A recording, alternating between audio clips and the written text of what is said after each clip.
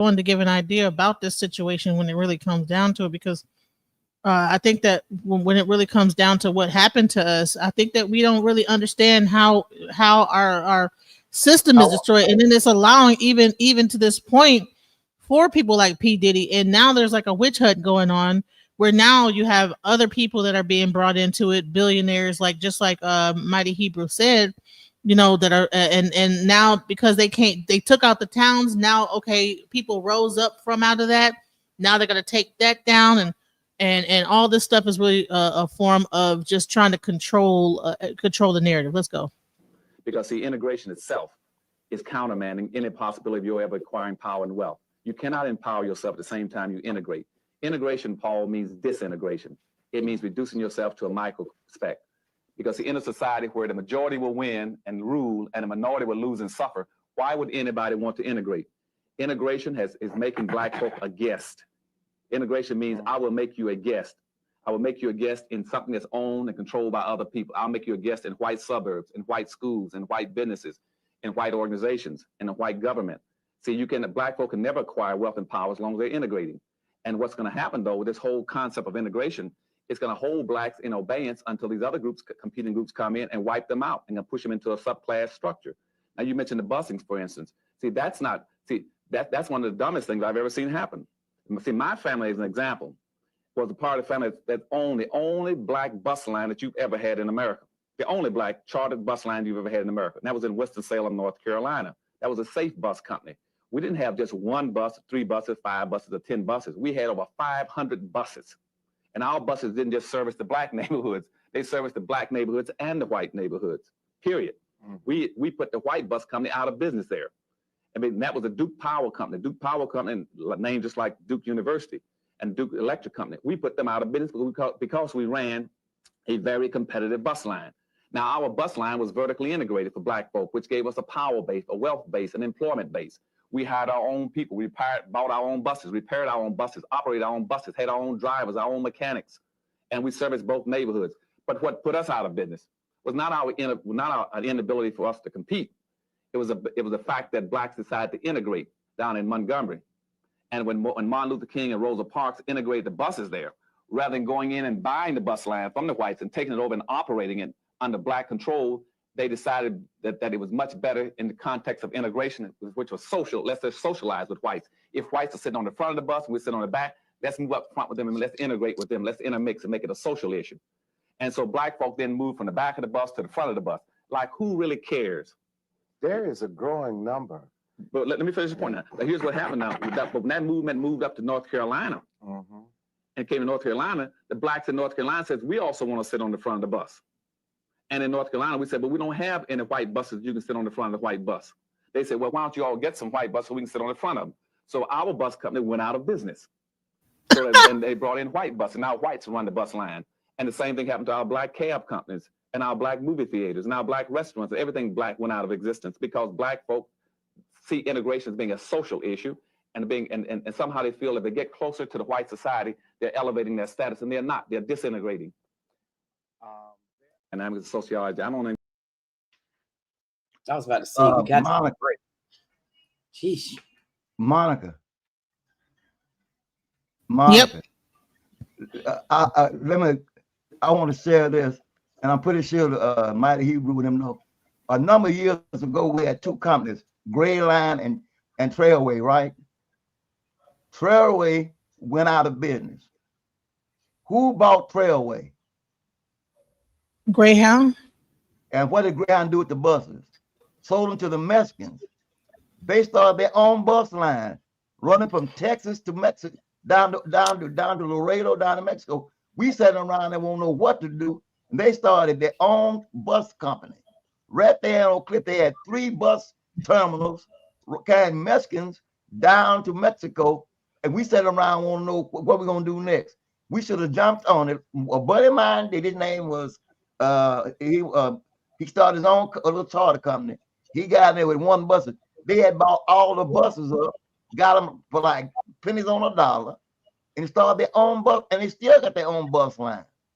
So it happened that now we got a brother here, got his bus line in Louisiana. But Soon as Trailway closed their doors, and at that time a guy named, it was a black guy was running a Greyhound. Okay, they the Mexicans bought the buses and started their own bus line. Why didn't we buy the bus line? Why didn't we capitalize on that money? See, we all time chasing whoop cookies, chasing the white man's ideal of a dream, instead of we being visionarians and creating our own. We strong. Why? Well, there's no vision, the people perish. We following dreams that Absolutely. became a nightmare, Absolutely. you know. And we missed the mark. And I look at to this day, everything we complain about, you can't keep forcing yourself in other people's houses and think you're gonna run it. Create your own. One thing I like about Spike Lee's movie, what was it when he came out with it? What's that movie came out? The first one Spike Lee did. Help me out, Are you Mike. talking? His first movie he made was not School Days. It was something before that. Yeah, It because was Do the right thing. No, she's gonna have do it. the right thing. Right, Do do the the right, right. She's got to do the right thing. She's not You- having this. Rather than trying to all with the Italian about their pizza place, start your own pizza place across the street or down the road. What did oh man, I'm in the fall. Book T. Watson says, drop your bucket where it is, begin to build. Quit looking at somebody else's and you build. We're so busy looking at other countries to do what we need to do for ourselves. Barry Shango taught us that. Take your resources and pull them, and you build your vision. Because as long as you're building another man, you cannot freelance in another man's idea. You got to learn to step, and we have not. When we become Arab, we became more Arab than the Arab, more African than African. You name, we become more French than the French. We just take over stuff. But what about our own identity? Where is our identity? Where is our vision? Now we claim we taught all this to everybody else, how to read, write, spell, and all this, how to wash, how to bathe. Why are we at the tail end? Well, we're under a curse. Well, how do you get under the damn curse? Because the curse is us, like you said, we're our own worst enemy. And I'll go quiet. Man, I'm glad to see your smiling face. I don't call him Queen, I call him God. Without y'all, it ain't no us. Definitely appreciate that. I just wanted to say this one thing. It's definitely an honor to be on the show with the Sister Queen. How you doing? Oh, thank you. It's an honor to be on the stage with you as well. I'm doing okay. How's everything going? How was your weekend going so far?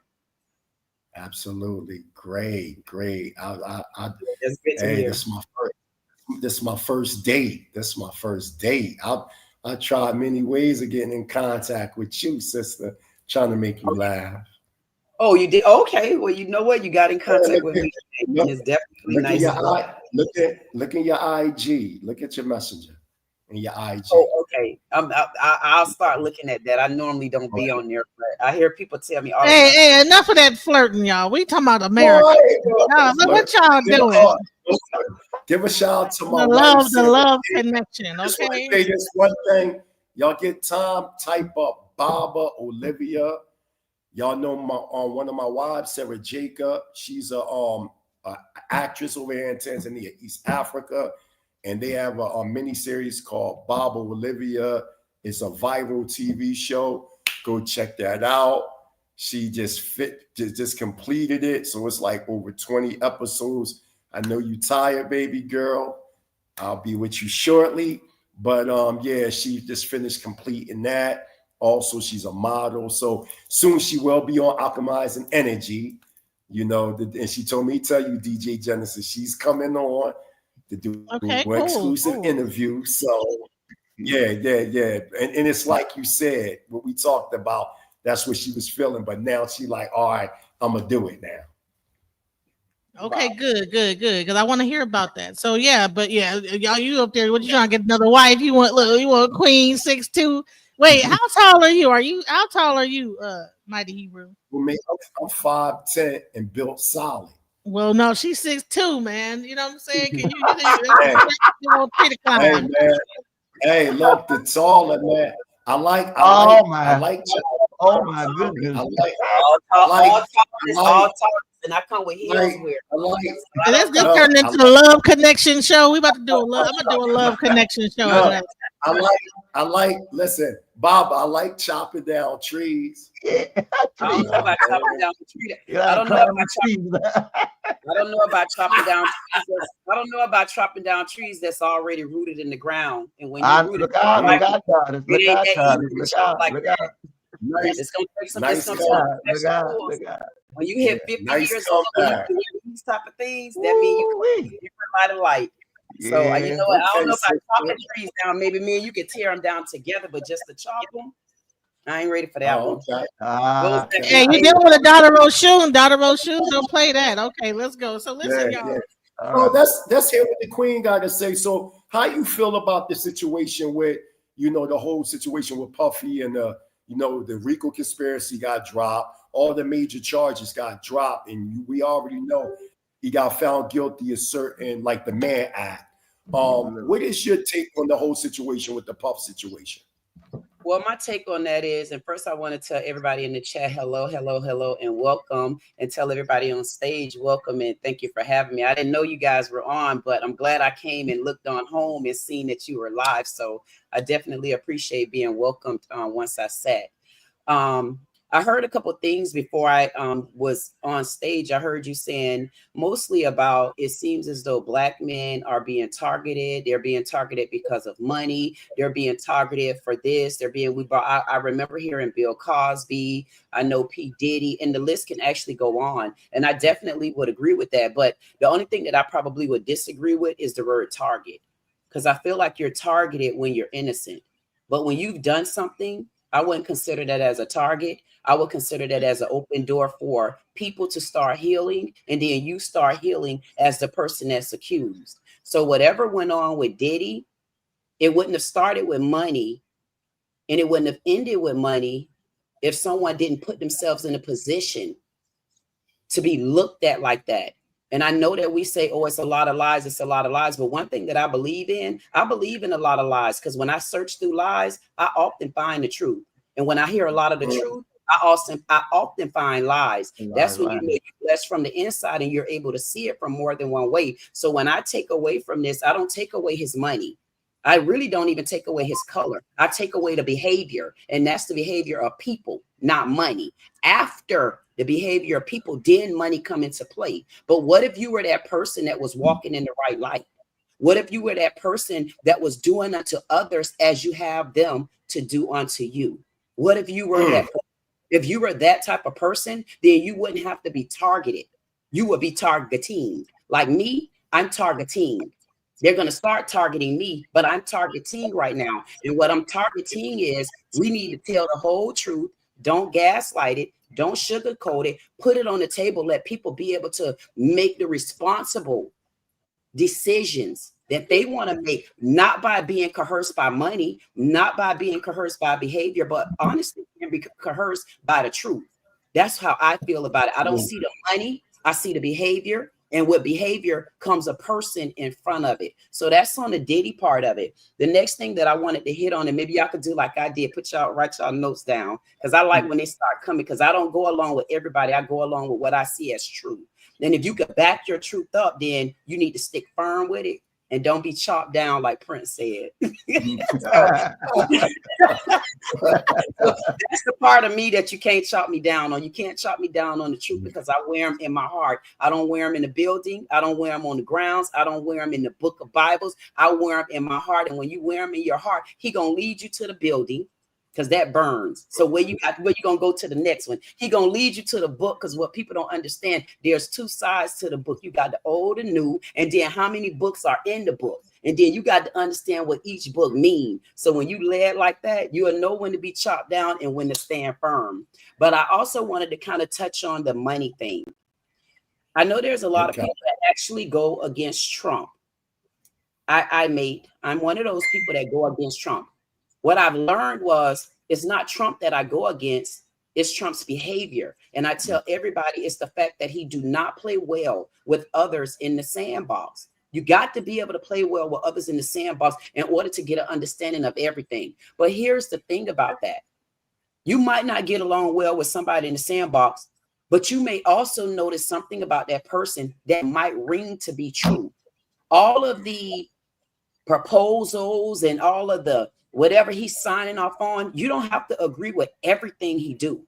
That's not what it's about. You have to vote on it. If you vote on it, your votes, if it's a collective of them, it's which way you sway. But what about those bills that he put on the table that actually do help us?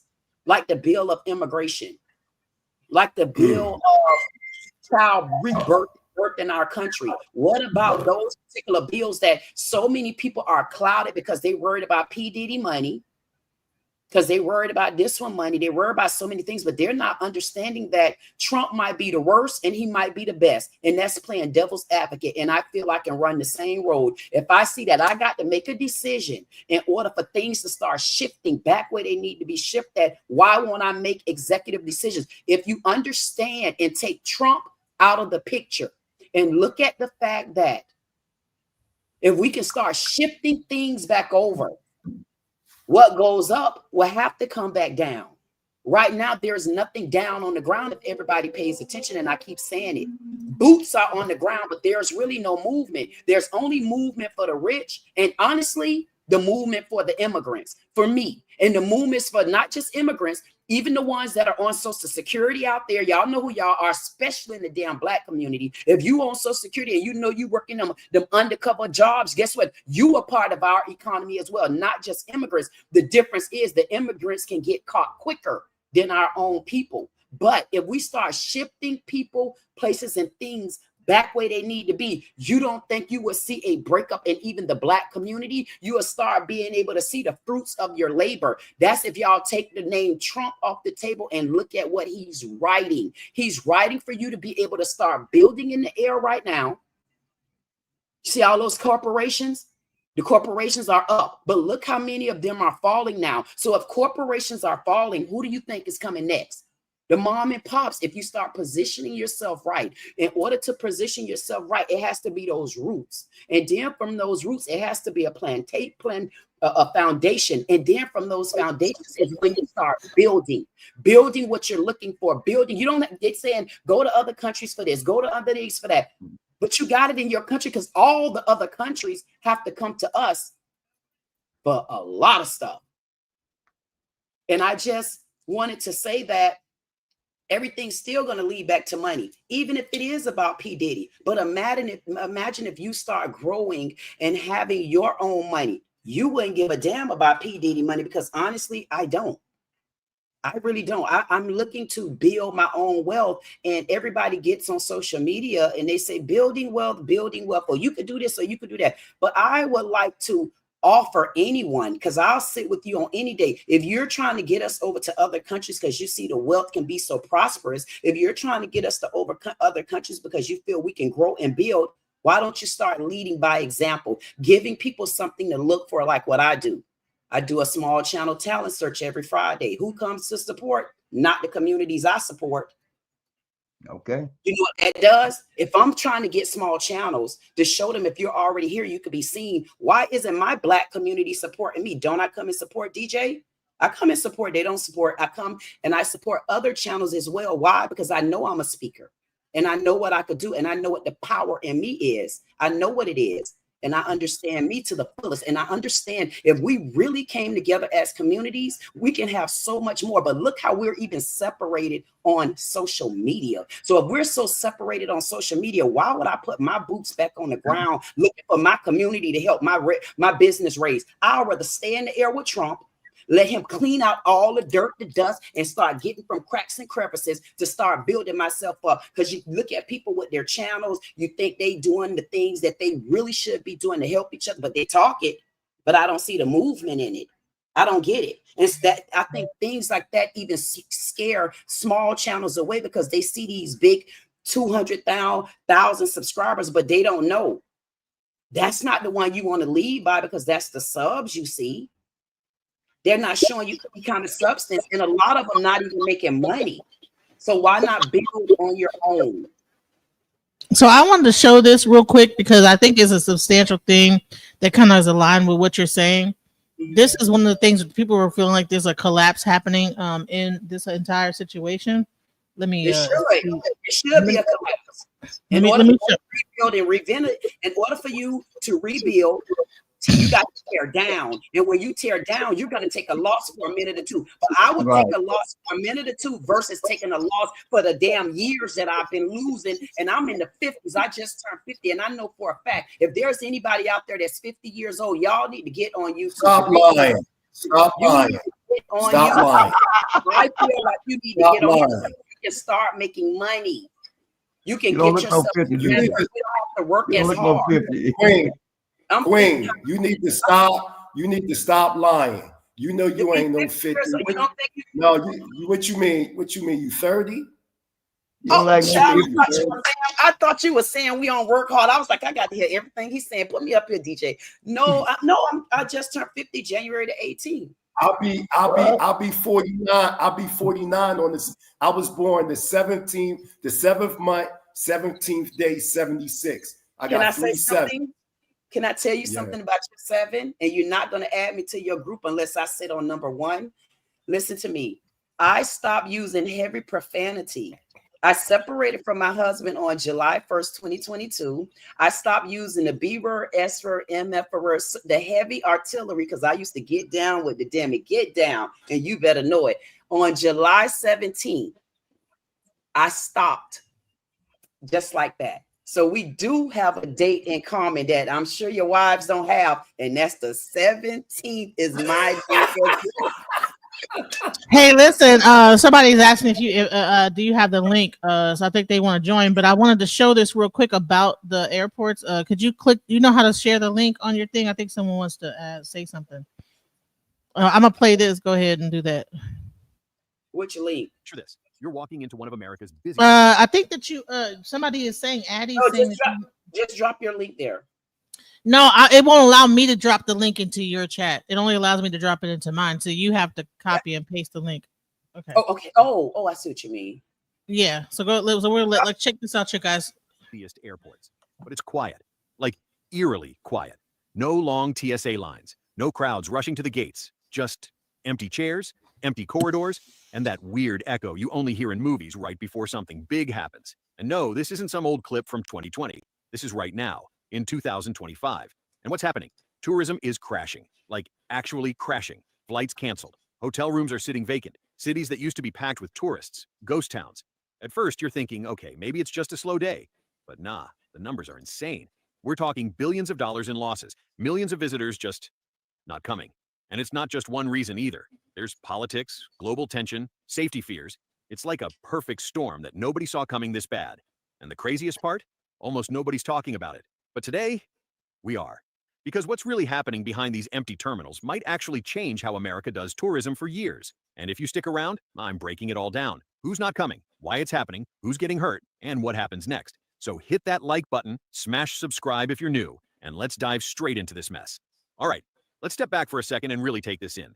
Because what's happening right now isn't just a slow travel season. This is something much bigger.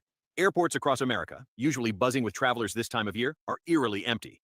At LAX, terminals that should be packed with international arrivals feel like ghost towns.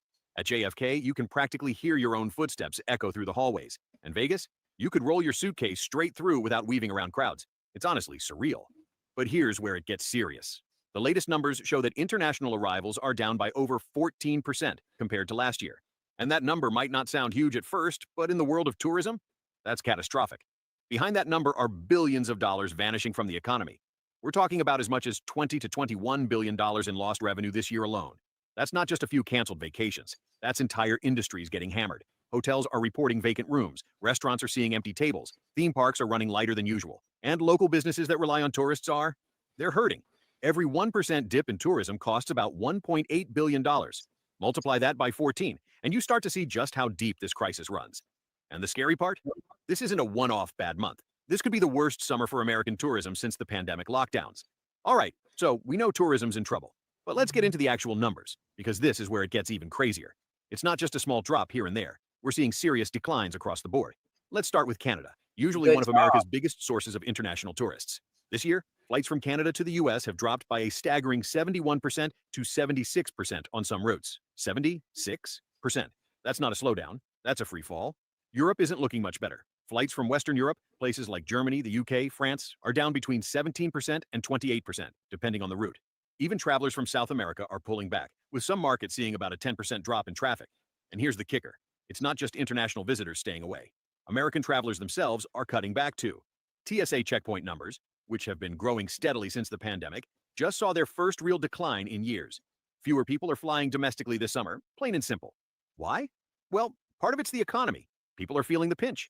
Airfare is expensive, hotels are pricey, and with inflation still biting, families are tightening their budgets. One Reddit user put it perfectly. When people are financing burritos, a trip to Disney just isn't happening this year. So yeah, the numbers aren't just bad, they're brutal. And we're just getting started. All right, so what's actually driving this huge drop? Because it's not just one simple reason, it's a perfect storm. First up, politics.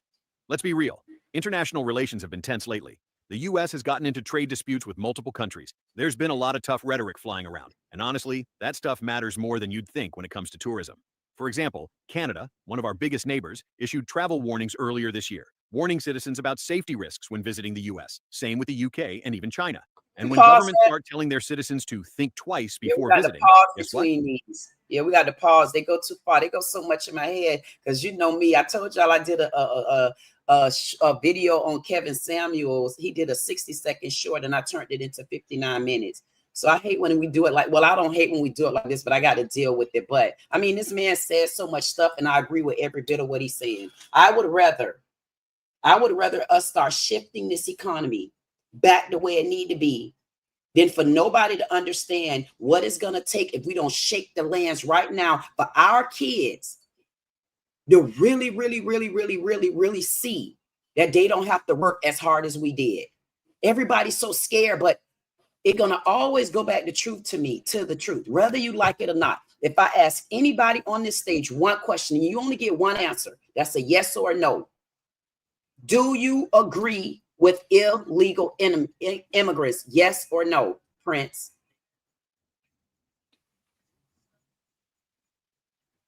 Prince? You got to unmute. Absolutely. Absolutely. The only thing about what you're saying is that they're canceling all the flights. That means let me get my question out. I just want my answers. Do you agree with illegal immigrants, Prince? No. Do you agree with illegal immigrants, Bobble? No. Do you agree with illegal immigrants for the 18th time, DJ? No. I, Queen, do not agree with illegal immigrants. So if we all on the same page with illegal immigrants, what's the problem if we're getting rid of the immigrants to make them come back in here legal right now, to get them out of here illegally? That is not what that conversation about the airports is about. You're talking about two different things. No, I'm not. All of it is going to go back to money. And you're talking about price hikes. You're talking about this. You're talking about that. It will always go back to money if you don't get lost in the conversation. It's always going to go back to money. It's going to go back to money because if you start getting the illegals out of here, do you not understand how you're going to shift things back over? That means all the illegal immigrants that's been undercutting you and going to undercut your children until you get things under control. How are they going to ever be able to find the jobs that they need to have here? How are you going to get paid what you need to get paid instead of getting paid $10 an hour for a job that you know is worth $18 an hour? But long as the illegal immigrants are here, they don't have anything to keep trail of. So that means you're getting undercut. But if you get that out the way, shift everything back over, you will see owners of companies and corporations paying you what you're worth. You're not getting paid what you're worth right now.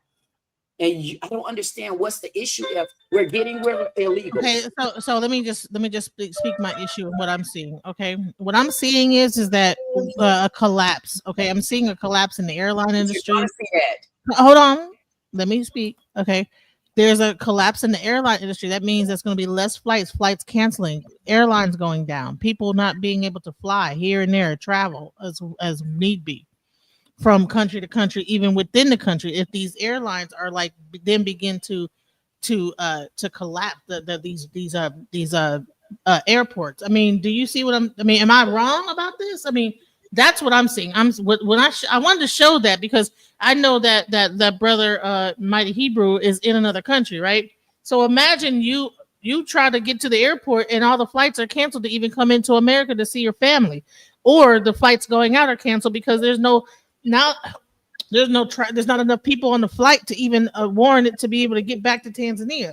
And the thing is that the illegal people. So you're saying keep the illegals here then? that's not no. What I'm saying is that listen, in order to get onto a flight and come into America, you have to have a visa.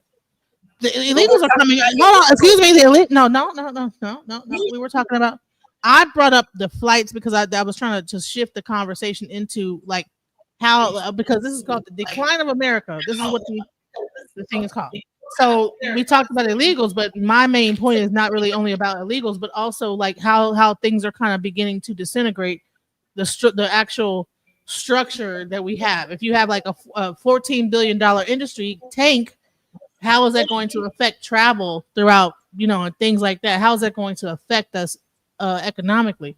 Not just about illegals. Illegals, we've already been there, done that, beat that thing with a bat. I just even showed how, because Dr. Claude Anderson talked about how illegals were going to come into this country and wrap themselves into our suffrage and say that they were the ones that were, and try to like get all of our benefits. That's not the conversation. The conversation is the decline of America. So I'm showing how the airports are now beginning to decline. So I'm trying to ask Baba, you and Prince, based on that video I just showed about the airports, what is your thoughts on that? Not so much about illegals, because illegals, they'll come in and have a visa. If they overstay their visa, that's another thing. But to come into America and tourism and things like that, and how that's plummeting throughout the United States, like, isn't that a huge issue? And what do you think about that from an economic standpoint? Let Baba speak, because he haven't spoken in a while. So where do you get out of that, Abba? Where you at, Abba? You there, Baba? Go ahead. I apologize. I got some work going on in my house, and they wanted me to come see it. I'm getting a walk-in shower put in. I had an accident the other day and fell in the tub. So we're eliminating that problem. No, Good. that's how you do. When you get a problem, rather than talk about it, you eliminate it. I like what the guy was saying a while ago, and that was good. Now, fill me on what I missed. I'm a little out of breath. I've been all. I just showed like the airports, how they're collapsing. Tourism is down. They're closed. The airports are empty right now. They're canceling flights. That means coming in and out the country, canceling flights to different countries, canceling flights coming in and coming out. And they're saying that the whole airline industry is beginning to collapse because tourism, even going to like Disney. Now that's something that's not even having to do with it, like with immigrants coming into the country and like being able to enjoy like, tourism that like pumps money into the economy, but also us traveling to like say Disney World. People are keeping their money in their pockets right now. They're saying, bump Disney World this summer. So all this is like really affecting the airports. There's a decline. Flights are canceling. There's not enough people on the flights. It's not enough people to say, let's do this flight right now. So that means that you can go to the airport, think you got a flight canceled because there's not enough people on that flight. You know what I'm saying? So this is what's happening, because we're talking about the decline of America. So now we're beginning to see that these bills and the things that are being like put into action, we're starting to see things start to like have its effect. That's why I wanted to show that. Let me say this, and you can bring up everybody back on screen. There is nothing new under the heavens. How many of y'all remember a guy by the name of Alan Greenspan? Mm-hmm. Yes. He told you all that back in his book, The Age of Turbulence. He talked about this already. I got the book and I read it. Everything you seeing is in the guy's book. All this stuff is orchestrated. And that's the sad thing about it. We and Goddess, and I like to use Goddess, 6'2". See, the thing about it, and I like what you said because you said it's true. But the thing about it is that corporations have benefited so much money off illegal immigrants. That exactly. That's why they come. And what they did, they told us that we got some new niggas. Mm-hmm. See, I've been through that. I know the time when we was whites and blacks in the cotton field together, poor whites, and we was out in the field together. Then the Mexicans started coming in. And they replace one, they keep a buffer between the blacks and the elite white. And those buffers are all time the things they use to distract us from the objective. Because one time, all the niggas getting a job. Well, one time we did. We had the bail house, the cab companies, we did all that stuff. We got to chasing them for Wall Street, and the Mexicans or Hispanics or whatever begin to come in and benefit doing it at half price. You got big corporations hiring these people for cheap wages for bigger profits, and they're going to feed. It wasn't us; it was them that said that. Exactly. That's still a part of white supremacy and racism. Any of y'all familiar with a guy by the name of Neely Fuller?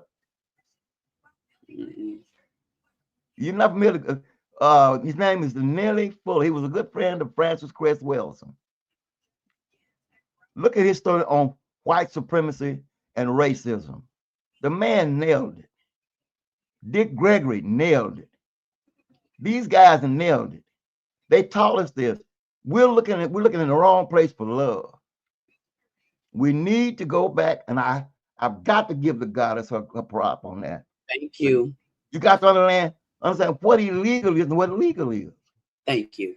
You know, and once we understand the definition, we're able to dissolve it. Because, but now the problem is this: when you throw a net in the water to catch fish, you catch one kind of fish, you catch all kind of fish. Come on there, you better know it. Okay. And that's the problem we're having now. You catching all kinds of nets, you gotta separate the stuff. And the danger of that is we don't know what we're looking for. There you go. But we're gonna find something. Something gonna come up. There you better know it. Yeah. And the thing about it is, what is our agenda? Yep. Do we have an agenda? And I want to say something to you too, Bob. I appreciate you backing me on that. I definitely do. Because sometimes I get a little emotional with expressing my feelings, especially when it's strong. And I know it leads to the truth. And some people don't like that. But I wanted to go back to something that you said. Hey, Insatiable, how you doing? All right. Insatiable, he's in the chat. Yeah, I feel just yeah. Hey, Addie Bug. Addie's here. She just joined. Hey, Addie Bug, how you doing? Yeah. I'm doing good. Well, welcome to the chat. Welcome to the chat. Yes. So, Addie, you can join us. What I wanted to also say to you, Baba, I heard earlier you was mentioning about, if I'm not mistaken, New Orleans. Was it New Orleans or Alabama? And you were saying, you know, whichever one of those was, I want to tell you, I'm getting very closely tied to both of those states. I'm closely tied to those states because I know we look at certain things and then other things that we don't. And I'm making my business and mission going forward to mention two cases. That's Anton Massey, who's over in New Orleans, and also Carmelo Anthony. But I basically want to talk about Anton Massey right now. He's one of the young men that escaped from the Orleans Parish Jail.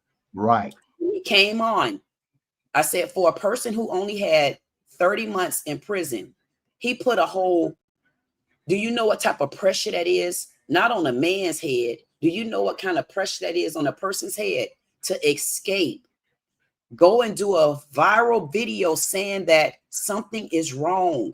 They're mistreating us. They not this, they not that. And we can talk about the case another time. But I just wanted to say to you that I feel so passionate about what this young man says, and nobody's gonna take it. Long as my hands show long lines like this, and I know nobody. Long as I know I'm amongst the 1% in the world that hold these two lines, and I look for nothing but the truth, and I'm gonna get it.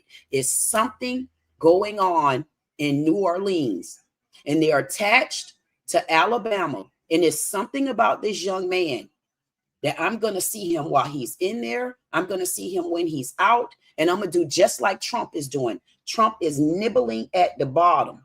And sometimes when you nibble and you nitpick, You will start breaking down walls and barriers till you'll get to a point of nibbling where you don't got to nibble no more. You only need to watch it crumble, because at that point, it ain't no more support there. And something about that, I feel like people need to pay more attention. You never know what's really owned by blacks in that state. Something is wrong, because it's the highest prison system in the world. Louisiana. And this young man put his whole life on the line, not for 30 months. He got time served. He just did 14 years. He would have did his time. He's trying to expose something, and they're pushing him under the rug. And I'm going to get to the bottom of it. So I feel like that's something to be spoke about, and that's something to be rallied for, because there's something going on there. You mentioned somebody being hypnotized. It's like they're under something. And one day I got this discernment in me that say, man, I got to make sure before I tread them waters, I got to make sure I'm fully protected. And to be fully protected, you got to walk, because is something over there. Goddess, Louisiana is the highest incarceration of any state in the United States. Where I live at, I'm in a town of 81.1% African American. We got 4 damn prisons in this town. It's a prison operated town. Come on. It's the biggest employee of employees in this area. The whole thing is ran by corporate, is run by private individuals, and the governor and his buddies are the key components that owns these prisons.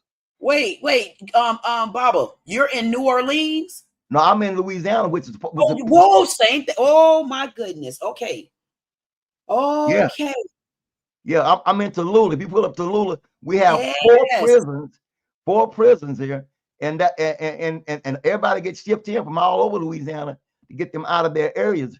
And they ship the guys out of here down to New Orleans. And don't they have like the plantation kind of like prisons where you have to work on Angola is in Louisiana. Angola is in Louisiana.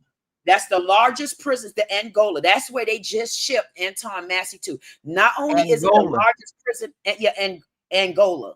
Okay, well, Angola don't need no guards, and you ain't gonna get away. Because listen, isn't that the one where they built it on top of a plantation? Yes. I want it brought down. The problem with that but now remember, you got Angola, Africa too. You got Angola, Africa too, you know. But now Angola, Angola, matter of fact, I don't want to get off and all of that, but Angola is the largest, and they farm their own farm. They do everything right there on the plantation. It's one of it produces more cotton and everything. But the thing about it, when you get to Angola, you get away. It's lucky, because if the gators don't get you, the bears are gonna get you. Because what is it, like 88,000 square feet or something like that? I know I looked them up. Acres. Acres. Acres. I meant to say acres, not no acres. Not no puts. Acres, baby. Yeah, because I'm right down the road from there, baby. I need you. I'm right down the road. I'm right down the road. Something my spirit is just sending me there. This Anton Massey, when I looked in his eyes, I feel like I prayed him right on in. Because if you go back and watch my live from that Thursday before he came in, I did a live and I put his face on the screen, because I felt like when I looked at him, I felt like I clapped him. And I said that I let him know, I said, you could go in. Because I tried my best to get there, because I wanted to go. And I said, if he knows someone is standing in front of the door, because he don't trust his family. No. And I'm ready to go toe to toe with them, because they have not protected him. But I feel they're holding so many secrets there. And I am eager. I'm anxious to get to the bottom of it. I don't know why. Well, the thing about it, when you come in here, that there is some let me say this, it's some occultic roots that drive deep in here. We got a lot. Hey, real quick, can you make me into a mod real quick on your channel, because we gotta like get rid of some people just talking crazy in the chat. Okay. So anyway, that's what on your chat. I'm in Tallulah, Louisiana. Yeah, we got to get the haters off. Yeah, They hate. They hate. Yeah, you don't want, you got a warning on your thing, and because he said some weird, I think he spammed something, or I don't know what's going on. Who? My Nightbot? You talking about my he night? said mighty Hebrew, how embarrassing. Wait, no, please. You can just please go on. That's my Nightbot. That's my new muscle. So listen, he talking about the mighty Hebrew sent me some emojis. So the my mighty bot, you spamming us with all those emojis, Hebrew. Stop it. No, he don't know that. He don't know that he's on the actual panel with you right now. No, he know he's already. Okay, all right. I was saying you about to listen. Nightbot was about to get canceled. No, okay, I'm sorry. But if you notice, your muscle, your muscle ain't no joke. No, I'm the mighty Hebrew. Yeah, I'm the mighty Hebrew. Listen, let me tell you, Mighty. Let me tell you what happened. I do a men only live, and so on my men only live, my men come in and he start coming in the chat, and every one of them start arguing. However, when now, like Insatiable is here, he's not arguing. That's why he let it go, because they're used to it now. Because they started off fighting and bustling and busting. I'm like, ignore the new muscle. Oh man. All right, listen. Addie Bug has been waiting really patiently. I know that she came here. She wanted to say, "Can you cam up, Addie Bug?" Or is it? Come on, you unmute and come on in. Come on, say what you come on. Oh no, it's fine. Hey, Queen. So the whole case on like the P. Diddy stuff. So I didn't know that it had been over with until yesterday, and I was like, really? Like that's it? Like, because I was a little confused, because when I had heard about the P. Diddy case, I was like, oh crap, it's gonna go downhill. So someone's gonna get caught, And when I was sitting on the couch when I found out that the charges had been dropped, and I was like, well how? Because like there's a lot of evidence towards the P. Diddy case, and I'm very, very passionate with that case, because it just, it just hit home a little bit, Right. So I was like, there's something. I think in my opinion, the case got dropped because he has money, because he's famous. So like, oh, we can't put him in jail because this and this is gonna happen, and they're not gonna do anything about it. It's gonna just keep happening and happening and happening. He's gonna get away with it. That's interesting, Addie Bug. You came here with a twist to it. You came here with a twist to it, Addie Bug, because it was said on the stage that it seems like because he is a black man that the government attacked him because he have money. So how do you feel about it in your light? It was, in my opinion, it's not because he's black. It's because he's a famous human being and he has the money. Just think about how many famous people have been put in court. Don't mind the blue gloves, I'm cleaning. It's because he has money. He's famous, and a lot of people are going to side with him. And so, with everything that's going on with the attacks, with the immigration stuff, they didn't want something to happen with that, like for the case for him, because a lot of people would retaliate if he went to prison. It's like that because of he's famous. A lot of people love him. A lot of people adore him. So they couldn't do it because of that. Yeah, that's how you feel. Okay. Hey, are you cleaning the dog? Are you a dog cleaner? No, I'm just cleaning my bathroom. Oh, okay. I thought is it a dog? I was like, oh my God. It looks like a dog. You know how they clean them dogs on them things? I was like, is a dog there? But I would like to tell you that she's also a part of my small channel. She entered her channel in there, which I call her my Yaya. She has a dog kennel. So we just I found that channel about a couple of weeks ago, and they entered into my small channel talent search. So she has a dog kennel and she breeds dogs. So maybe they'll be there on Friday at my premiere. Maybe you should come, and then you'll be able to see all the dogs and the videos that they have. I mean, it's not to be phenomenal. Maybe she could train. Maybe she could train my dog, because my yes, She Yes, does let train my him. yaya. She can. My yaya will show you that. She'll even train the dog and ship the dog to you. But Wow. yeah, let's not to get too far off subject. I Right. just really want to get into, so even with the Diddy thing about is, I mean, we don't, okay, I get the race aspect of it and how that could kind of like be like, okay, well, it's not about race, it's about this. But I would say this: when they have a certain law that they pass, like for instance, he did get like arrested, he did get charged those 2 charges. What happens is a legal precedent is set every time that a law, uh especially something that has not been has never happened before.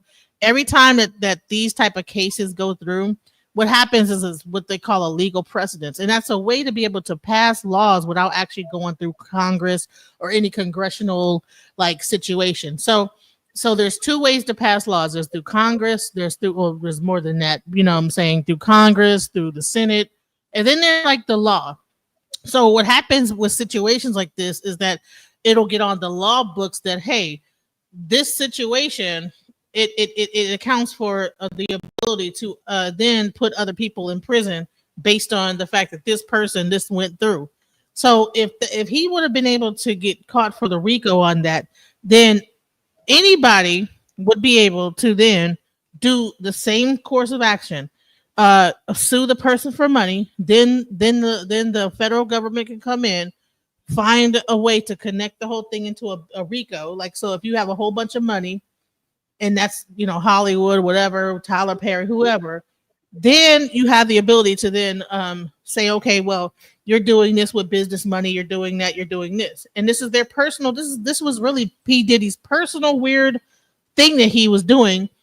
It wasn't like they were all saying that there were these parties that everybody was coming to. No, this was his own personal little creepy weird thing that he was doing in the hotel with his so-called girlfriends.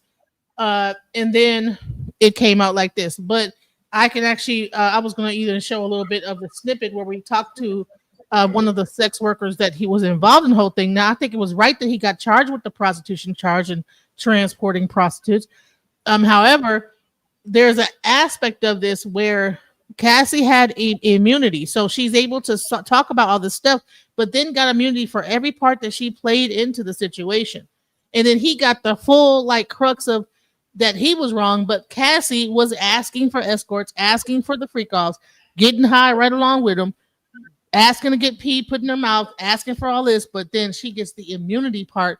And yeah, he did do that in the hotel. And then what Mighty Hebrew said, okay, well, this is what drug people do when they're high and on drugs and they get into fights and arguments. If you go to your local hotel and sit there long enough, the crackheads in that hotel, you're gonna find some kind of fight where they're gonna get into it, whatever, and they go back into the room and get high and get to doing it again. So I just wanted to add to objectively, people can say like this wasn't a racist matter, but we know, the foundation of the United States has always been predicated on racism. I'm not saying like everybody that were players that were involved in bringing or trying to bring Puff down are racist. I'm saying the system itself is predicated on racism. The bedrock and the social fabric of America is predicated on racism.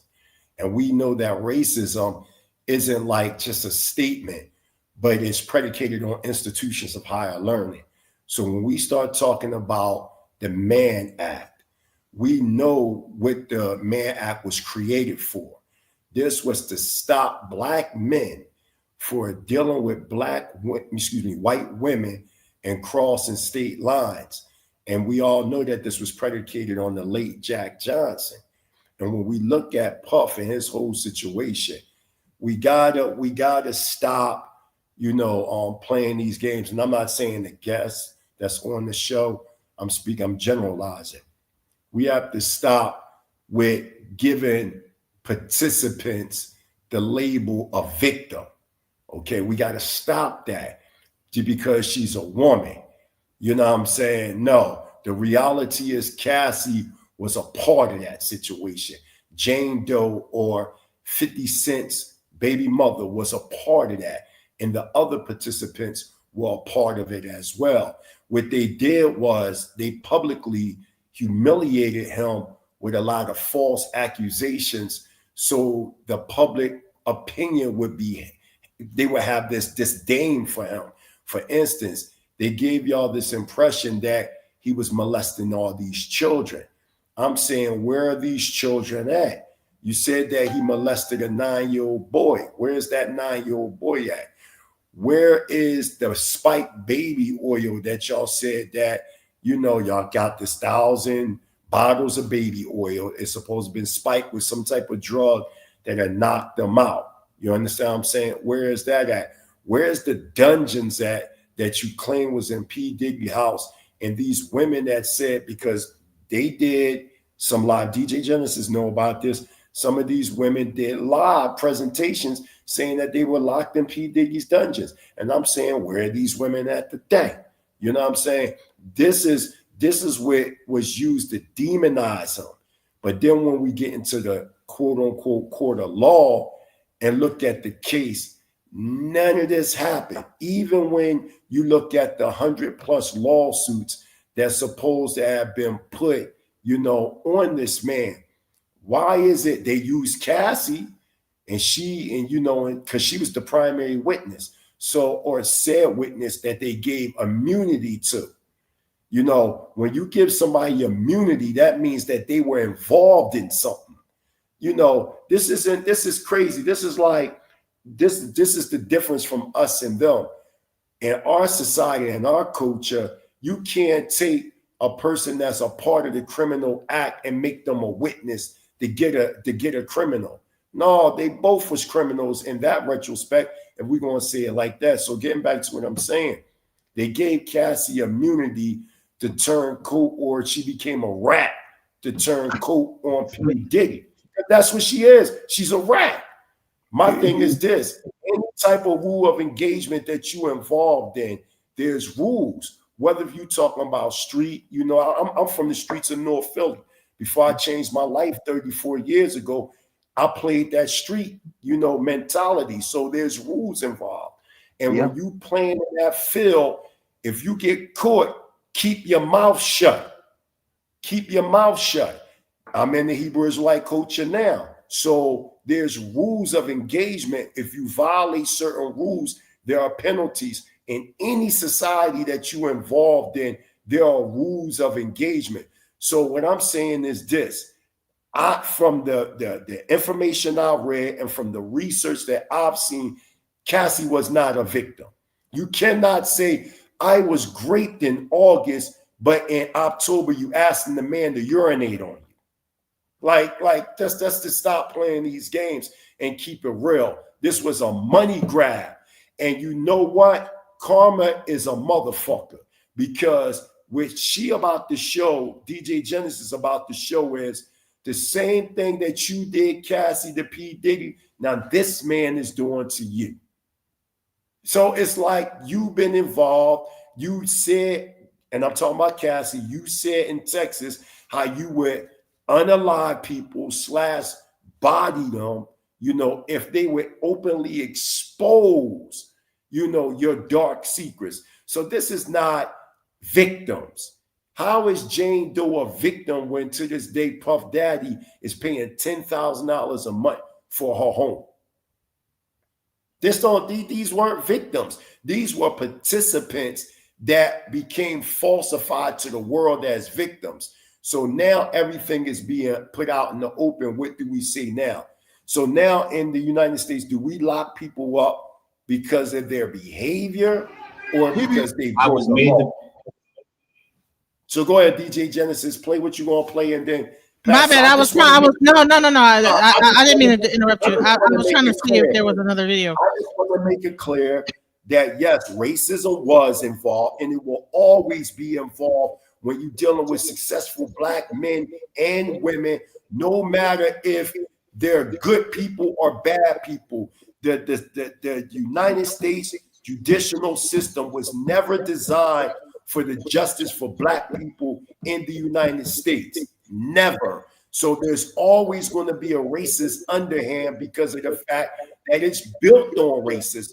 The whole United States government and system and everything that's involved is racism when you talk about the foundation of it. So we can't act like, oh, there's no racism when there is. You know what I mean? Why But is you it know what? that Hold on. What about the fact that Cassie is a black woman? reason? Cassie is a black woman, right? Is she a black When woman? you ever see a man get denied bail for transporting, women across state lines? Come on. And the charge that he got, it's predicated on consent, not by force. So you mean to tell me that man couldn't get bail? So we gotta really look at these things very carefully, and we gotta see who's involved. And all I'm saying is that no matter if the people are good or bad, anytime black people have some form of generational wealth, destruction comes. And we can't act like this isn't happening. We can't act like this isn't coincidental. And I also agree with Queen 662. I also agree with her that a lot of these men put themselves in these situations because they following after a white slave master, thinking, oh, master do this, I can do this. Hugh Hefner did it, I can do it. Elvis Presley did it, I can do it. Guns N' Roses, Metallica, Beastie Boys, and all of them did it, so I can do it. We not on the same playing field. So certain things that the enemy do, we cannot do. We don't have that leverage because we are captives fighting against our own liberation. So that's all I wanted to say on that note. But you can play what you need to play, DJ Genesis. Double standards.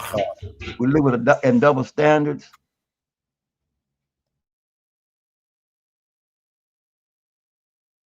And basically kept on standby for every time Cassie needed to come.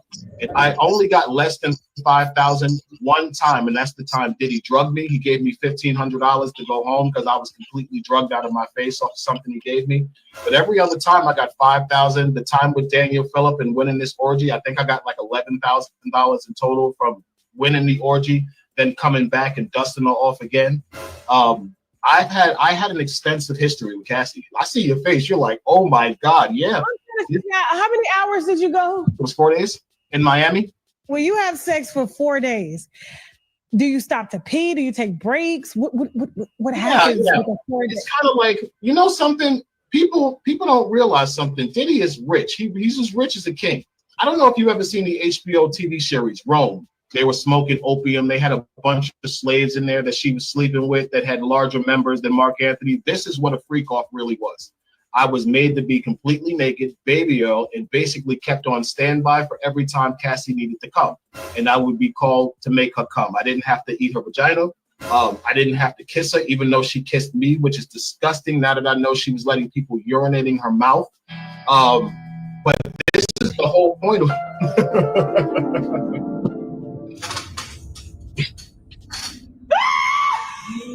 Oh my God, man. Oh my God. I saw Sean Combs' member. It's not big. So I believed Cassie when she said, yo, listen, my husband has a small penis. I'm hiring you because you can satisfy me. He likes to watch. I'm 3 times larger than him, I would probably say, just off a glance. I never had a sexual relationship with him. I need to say that. Did he have a micro penis or something? He just was small. He big pockets, little member. That's just what it was, man. He big pockets, and women don't care. No disrespect. Women don't care when you got a lot of money. Listen, you got a lot of money. We can get around that. He got enough money. She was a young, horny girl. She liked to have sex. And this was the arrangement. He took her around. They would have these freak offs. She was into her lifestyle. Stop it, DJ Genesis. Stop it for a second. So we hearing out of this person's mouth the character of this woman. And I want to say this to a couple people in the audience. Y'all got to get out of y'all emotions. This is not about the man being a creep. We all know that the dude is a creep. That's not the point. We're talking about the law. Like Nino Brown said in New Jack City, it's the law. You can't have your cake and eat it too. You know what I'm saying? Either we're going to deal with so-called justice or we not. I don't care about P. Diddy's orientation. You know what I'm saying? I'm talking about what is stated in the law. Was there a RICO conspiracy? Yes or no? The answer is no. If there was a RICO conspiracy, give us the name of the organization and the criminals involved. You cannot impose RICO on one person. That's dumb. Anybody that understands federal law and understand how the RICO Act came about to take down the Costa Nostra and other different Italian mafia organizations from, you know, you talking about the Gambinos, all them different type of people, then we will understand better. Yeah, we will understand better the RICO conspiracy. If you're talking about, you know, this was by force, I'm saying, well, how's these things by force when we have out of her own mouth Texas voice clippings out of her own mouth after the fact that she allegedly, and I'm talking about Cassie, claimed to have been great, going back to this man, back and forth to this man, having inappropriate sexual appetites with this man. But hold on, let me just say this. Hold on, because domestic abuse survivors do go back.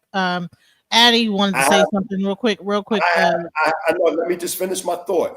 I have no problem with that. I'm talking about we got to look at her whole psychological makeup, not just this one domestic dispute that we seen. And furthermore, he was not charged with domestic violence. He wasn't. We talking about, you can't take somebody doing something, but it don't have nothing to do with the case.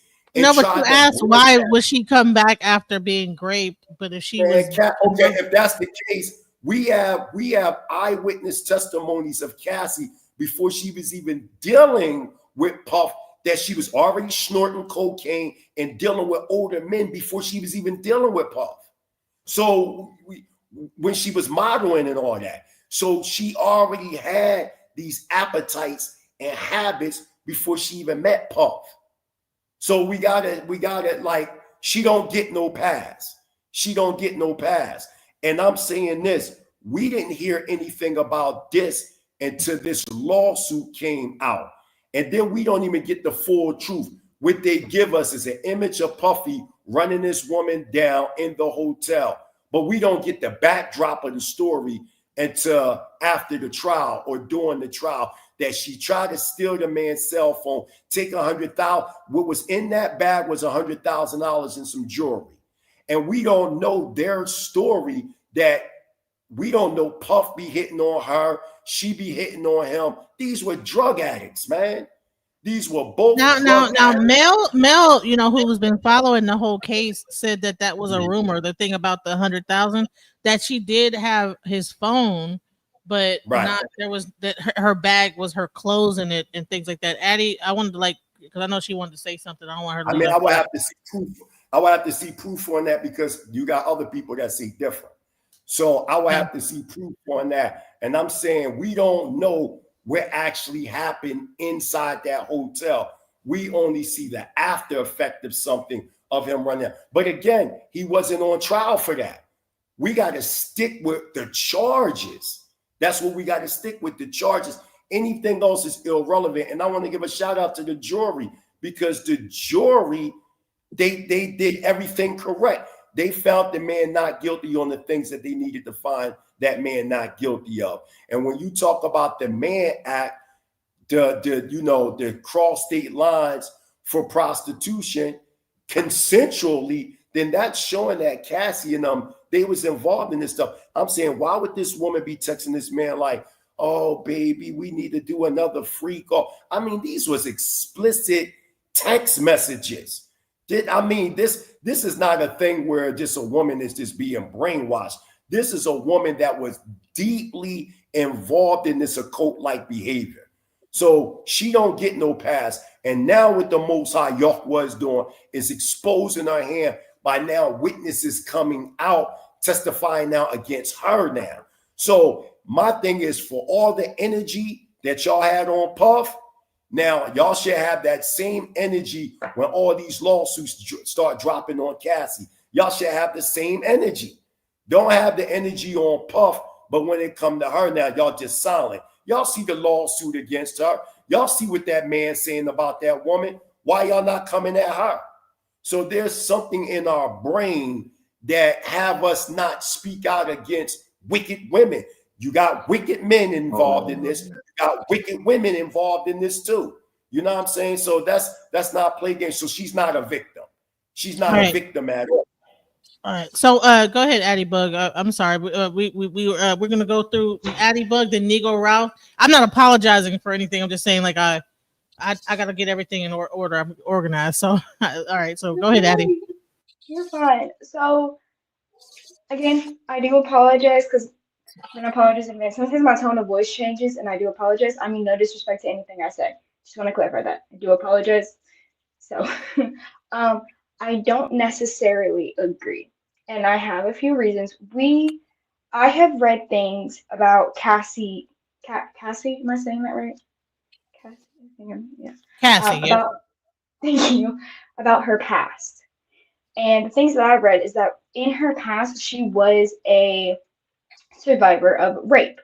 I don't know from what, it's just what I've read on the internet. She was so, you already have that kind of mentality. Like, it's a response. Like you said, it's a response to go back. And that's how a lot of rape cases do happen. Unfortunately, sometimes nobody will say anything because they're too afraid to. And unfortunately, that's what happens. Now, am I saying like, it was right, wrong, whatever? No. I'm just saying that we shouldn't completely disfact that he said we don't know what happened. We don't know what happened, what was done. We don't know that. We only have certain pieces of evidence, but we don't consider the fact that she could have already had that mentality, so she was afraid to walk away from Diddy. There was some type of response that just she couldn't, or she feared. And there's a lot of people who think the same way from what I've read, I've seen on videos. Now, am I saying that on either side were either of it right? No. Am I siding with either one of them? No, because I don't have the full story. So how can I side with somebody if I don't have the full story? I don't have the full, all the more evidence than what they gave us. So thank you for letting me speak. That's all I gotta say. All right, Negro Ralph. What's going on, y'all? Peace to the panel. Peace to the panel. I'm gonna sound a little ghetto with this, but I'm gonna sound righteously ghetto with this, spiritually correct as possible. In America, we gotta stop making it seem like we're doing this to be like the oppressor. We're doing this off what America was built upon. This is not something that America fully has started, but everybody knows when you have a man or a woman of great power, they're allowed to do just about somewhat of anything, and that's what comes with power. But that goes against, or goes with, excuse me. I was over here drinking a little soda. Goes with, morality. Some people fight against being moral, or they want to be unjust. We gotta look at Cassie as, or we gotta start looking at people as, you can't get paid off for mistreatment. Bad. Oh, you beat me in a relationship. I need to get a paycheck. That's corny. It should be business wise why you getting paid. If I didn't damage your car, I didn't take from your company, if I haven't stole anything, that's the only way you should be suing with defamation of character. No character was defiled here. With the law has to understand that women should have equally be penalized like men for lying, sexual assault, misconduct of your own body. Because they penalize men for having too many children. The law can actually state that you're not allowed to have any more children. They need to put that on women as well. You can't have any more children if you constantly want to abort and kill life, or you want to keep bringing life into the world and you can't manage it. That should be a crime against that. You shouldn't be able to be getting money for a physical assault. Hold on, y'all. I'm on the just calm it down a little bit. I'm on a live, but I'm almost done. Yeah, it smell good, right? But yeah. So anytime that there's injustice in the justice system, it needs to be corrected by the people, and we need to blame more men, because a lot of times the men are the one to help carry this on with these women. We sipping for them, we crying out for them. You shouldn't have to cross states and borderlines for fun. It sounds good. It's your personal thing, but what does the law benefit for you to lose everything you have because someone wants to decide to lie? So that's what I want to say. And Cassie's downright disgusting, and she should at least be facing life and racketeering as well. Oh my God. I agree. I agree because it's wrong to like give a person immunity. Let them spout off all this stuff. And then on top of that, like everything that they did is just out of the question. And I don't think there should be a such thing as immunity. I think that's crazy. Right. So She's a rat. She's a rat. They gave a rat immunity. That's what they did. It shouldn't matter if she's a rat or not. If the point is that she doesn't benefit the community showing those types of actions. You should be able to tell certain things if it's going to benefit and help. But if you're a stone cold liar and a more than a 50% or 80% cooperator, or you're even just the underboss of it, you should get what your boss is getting because you had just as much as hand. She's picking up the That's sex. a fact. I'm only saying rat. I'm only saying rat just to make it clear that most of these people that get immunity is because they was a part or like the brother Negro Ralph is saying, they were co-conspirators with the so-called boss, and now they getting immunity for ratting. So not only is she a liar, that Negro Ralph is saying, she's also a rat. And I said earlier, and I'll say it again, any organization that you involved in, good or bad, there's rules of engagement. You know what I'm saying? Even in the mafia, when there was rats. Yeah.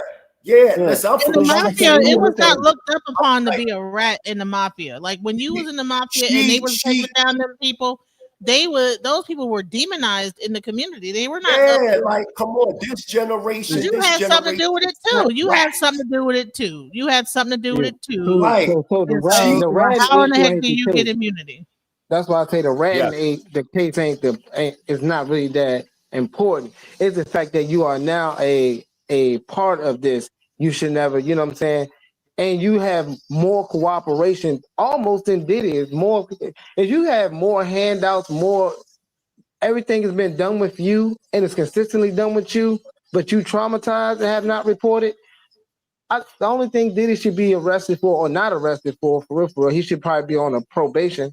It's for beating up in public. That's it. But in my eyes, she deserves. And I would agree. And I would agree with that if they charged him for that. Yeah. See, they never charged. You see what I'm saying? We only can go by what they charged him with. Anything else? Remember, she took that bag. You took that 30 million for getting your ass whooped. And remember, we only seen the outcome. We didn't see what caused it. And again, I'm not condoning no man putting their hands on no woman. But at the end of the day, we really don't know what happened that led to that. The only thing I condone it. If you beating that woman righteously, I condone it because you should not have the right to hit and harm me. 8 pounds of pressure can knock my head off, and I'm not advocating for beating no woman, but I'm advocating for discipline. If you can spank your child, you can spank your wife. Maybe somebody should be able to spank me. God should punish me as well. Somebody who can. So I'm not far from getting my hands put on either. You know what I'm saying? So righteousness is righteous. You know what I'm saying? So I definitely understand. Even the dog gotta get it sometimes.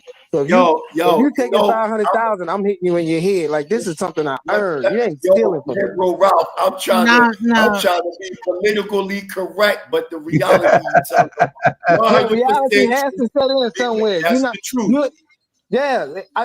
DJ Genesis is not gonna let me grab her purse without fighting back, are you? No. That means you gave it up. So if you're not gonna give it up, you gotta show some fight back. So if you knock me upside the head, if I can't beat you, I'm trying to do something as far as call the police, protect my safety, or at least get back at you. No, we can't. But we can't also But you know what? I did hear from the actual the sex worker that talked about the fact that hey, Cassie was the one who went out and found the people. She picked them out. That's P right. Diddy Yeah, was 'cause mainly trying to she appease was her recruiting her.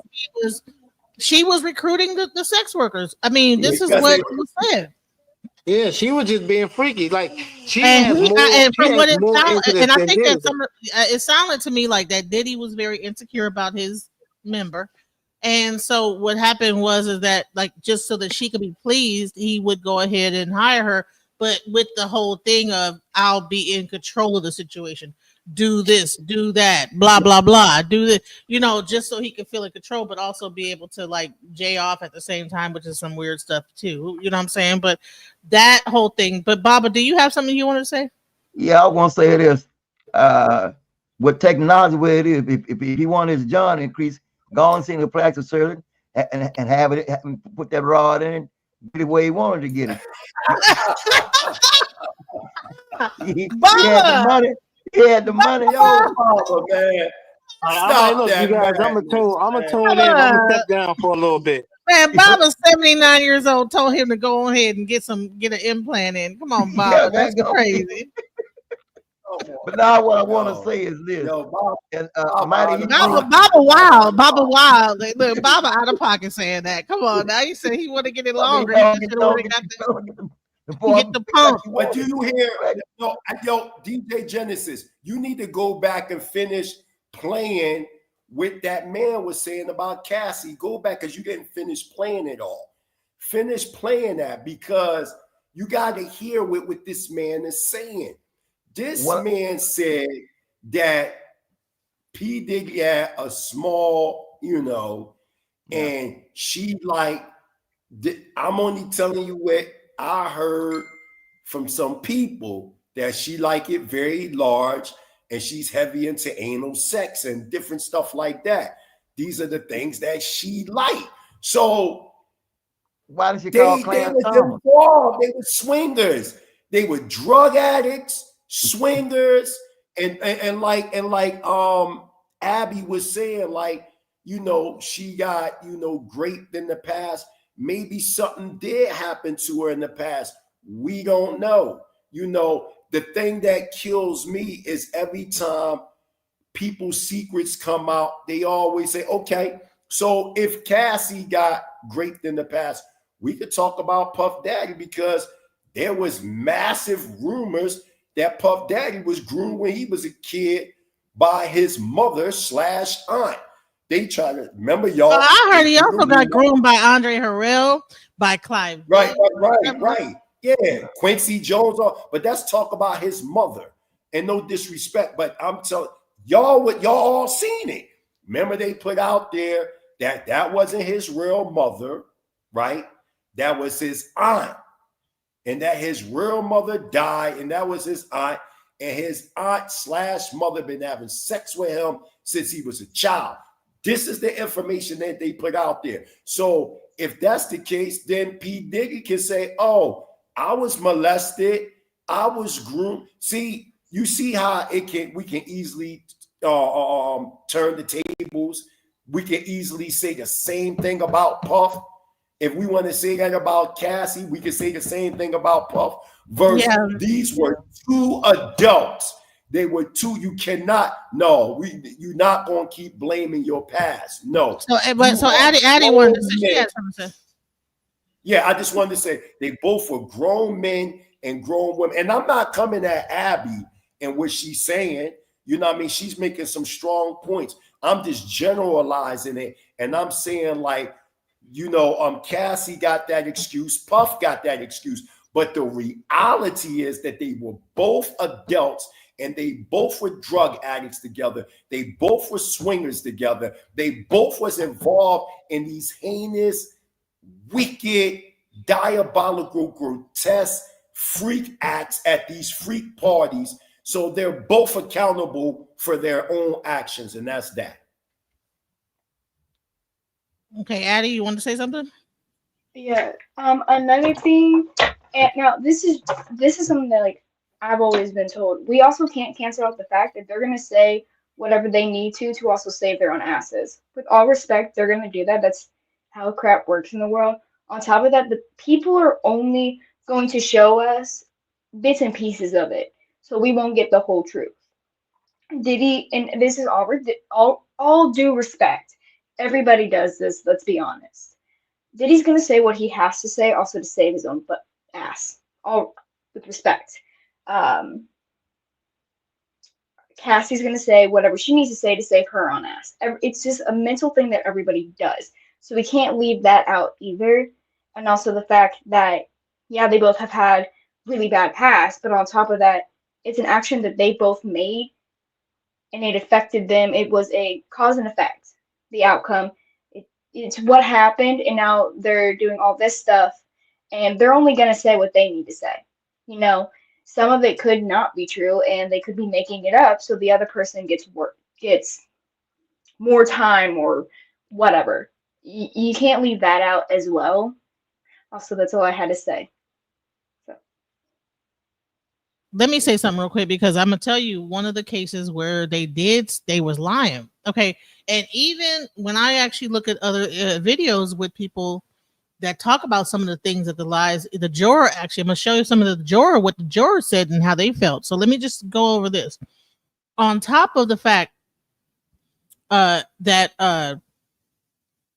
Cassie and Jane, and I'm not sure if it's Jane Doe, but there was a whole discrepancy that happened where they said that he was dangling somebody off of the side of a roof or something or off of a balcony, right? They found actual text messages to where they were actually trying to say it was at my house because my house has a balcony.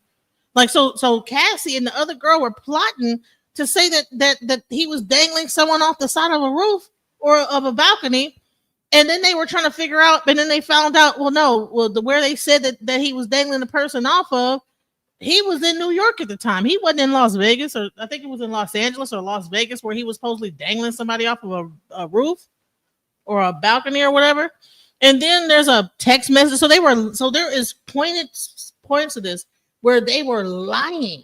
Okay. And the juror and all of them were like, they are lying. Okay. That's the reason. So we had no idea that the whole jury was thinking this the whole time. That people were actually like plotting, like on some listen, you say it happened over here. No, maybe not over here. Maybe at my house. I have a balcony. That type of stuff. So it was some things going on behind the scenes that people were really trying to nail him to the cross. Now maybe it was because of the fact that, hey, I'm mad because whatever, and I'm trying to get trying to get this money or whatever you're trying to do.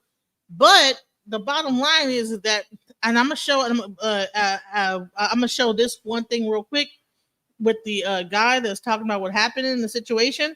But then I'm gonna also bring up the juror and how he actually saw it and how the other jurors were seeing this, so you guys get a full perspective of this situation, because I think that we are very unclear about even how people that were even listening to this just in the courtroom.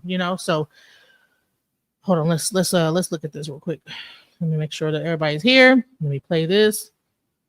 Walls. I know I'll never be able to ask her this question, but her vagina walls. I don't want to make myself sound like I'm trying to aggrandize myself, but I used to, when Cassie and I would have sex, I would probably take less than 20 strokes to make her orgasm.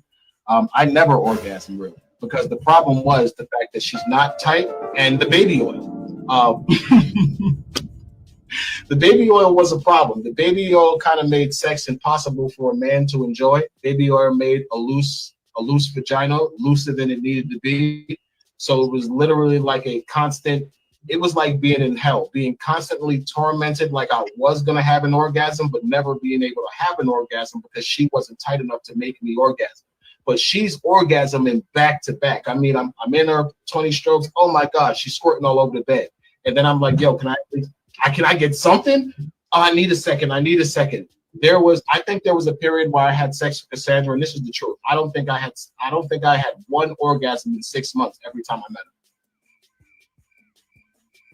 Okay, so that was weird. Anyway, okay, so here's the thing. He was an optometrist. He really wasn't a sex worker. He was an optometrist that got hired to do this stuff. Let me play this one right here because I think he goes into some of the stuff. Let me speed it up so it doesn't because I'm not trying to That means she was getting piped. She was getting piped like crazy. Yeah, if you're that loose and loosey goosey, yeah. I am Dave. She was looser than the goose. for them at social media, and I see a lot of the women out there, particularly black women like myself, who choose to victim shame me and try to do everything they can to discredit me, because the truth is that the loss of the Sean Combs trial was a loss to the Me Too movement and to hating women like the women who are trying to insult me. So let me tell you something, you women out there who would like to insult me. This is my story. I was paid by Cassie Cassandra Ventura for 8 years to be her male provider. I didn't have to be the best looking guy. I was the best in bed.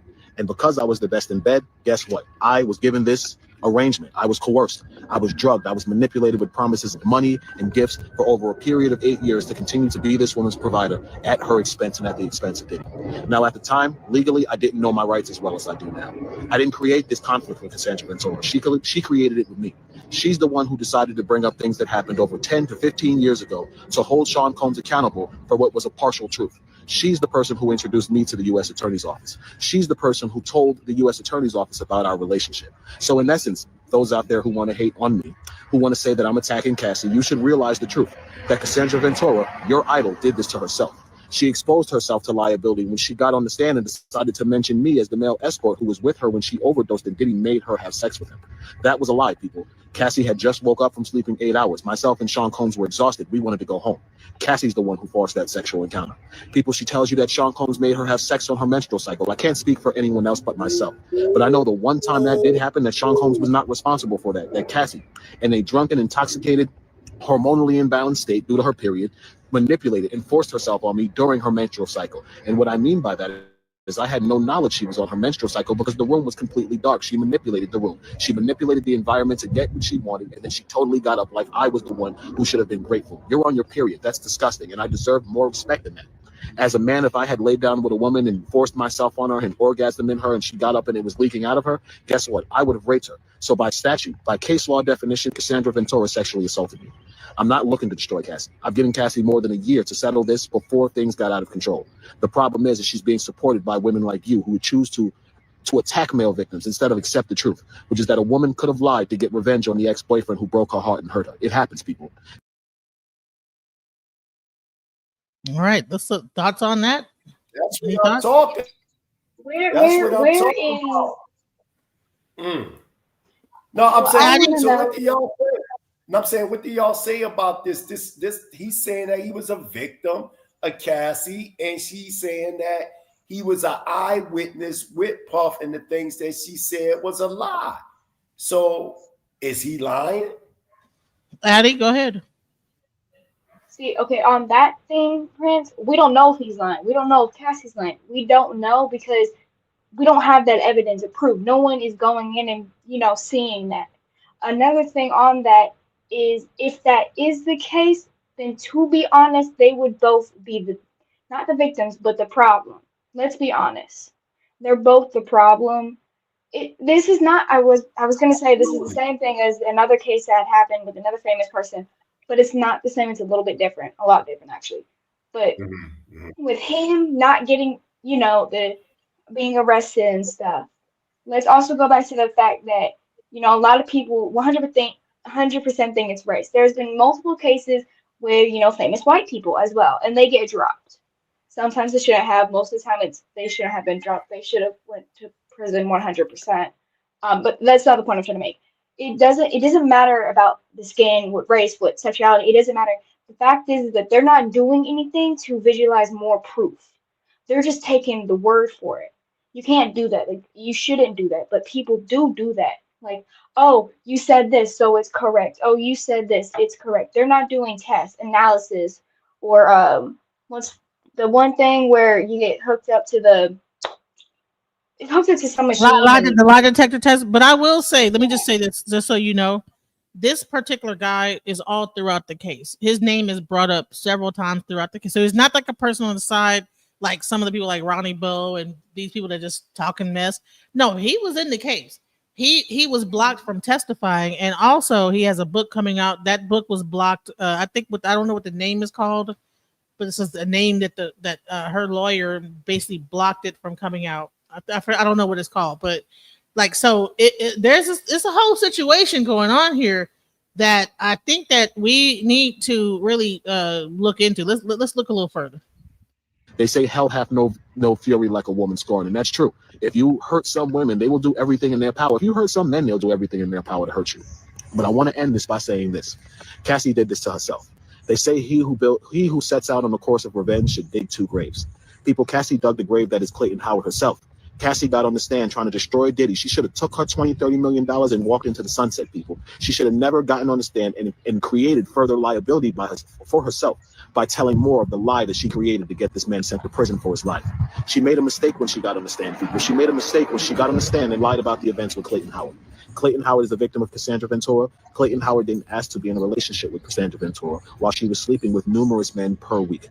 I get it. You all think I was a nasty male prostitute sleeping with women, all different women all the time. It actually didn't work like that. To have certain types of people that can pay you that well, what you really have to do is you have to focus on people who are affluent. And affluent people don't engage in activities like that. So I might have had a client once a month. The truth is I was only a male escort for 2 years. I continued in the profession because Cassie and Diddy continued to pay me very well. And I was an ex-con. I needed money. Yes, I was trapped in a situation. I'll admit that. I didn't know what to do. But does that mean I should be victim shamed because the same thing that happened to women all the time happened to me as a man? No. And for those women out there, for you black women who choose to shame me as a black man for telling my truth, you should be ashamed of yourself. That's probably pretty much all I have to say. You will not see me too much in the media. I don't need the public to believe me. I just need a jury of my peers and 12 people to believe me in a court. And thanks to the testimony of Cassie during the trial with Sean Combs, I have that. Thank you for watching. Stop victim shaming. Thank you. Thoughts? He said his piece. He said, peace out. Any thoughts about that? About what he just said? I still believe that Absolutely, there's not enough absolutely. No, go ahead, Abby. You go ahead first. No, go ahead. No Abby. offense. No offense, but I still believe that there's a lot that is being left out in this case. I'm not sure that that's just how I am. I feel like in lots of cases it's how things are because it is. So I do believe that there is stuff that's being left out. I don't believe that they're speaking the whole truth. And I also believe that the press is, I believe they're hiding stuff. I believe the press is hiding stuff from us. The same thing that the government does. They hide stuff from people. That's just how this world works. People aren't going to say the whole truth. They're going to say what they need to save their own ass. And I don't mean any disrespect. If I'm sounding disrespectful, I do apologize sincerely. So No, you're absolutely correct. You're absolutely correct. Like, we only get in what they actually put out there, and that was the whole thing I was saying. Like that was the whole thing of demonizing him when they tried to say he was messing with children and he had dungeons and the baby oil was spiked and he was having sex with his mom and all this different stuff that wasn't even in the court. And even only thing that we actually did see that wasn't in the court was the situation that happened in the hotel hall. But because that was supposed to have been settled in civil court, where she got the 30 million, the male escort or whatever, entertainer, or whatever they want to call themselves, he was correct. She should have took her 30 million and dipped. So because she didn't dip, now all this stuff is coming out, and I'm telling y'all, mark my word, there's going to be more lawsuits against Cassie. There's going to be more lawsuits because once the men are able to see that one went through, then you're gonna have more said male victims. You know what I'm saying? But I definitely agree with you, Abby. Like, we don't know the dynamics of everything, but what we do know is that they're both adults. They both was involved in these diabolical acts or these freak offs. And what we see from what I'm seeing is a turning on somebody. You got your little 30 million. Then from the 30 million, it went to now you getting immunity and testifying against this man. You know what I'm saying? To make him look like this monster. But then when it came out, because remember, before it even came out in the court, everybody already demonized P. Diddy based on what was being said about the man. But once it came out in court, the stuff that she was involved in, you know what I mean? And they even asked her on the stand, do you still love P. Diddy?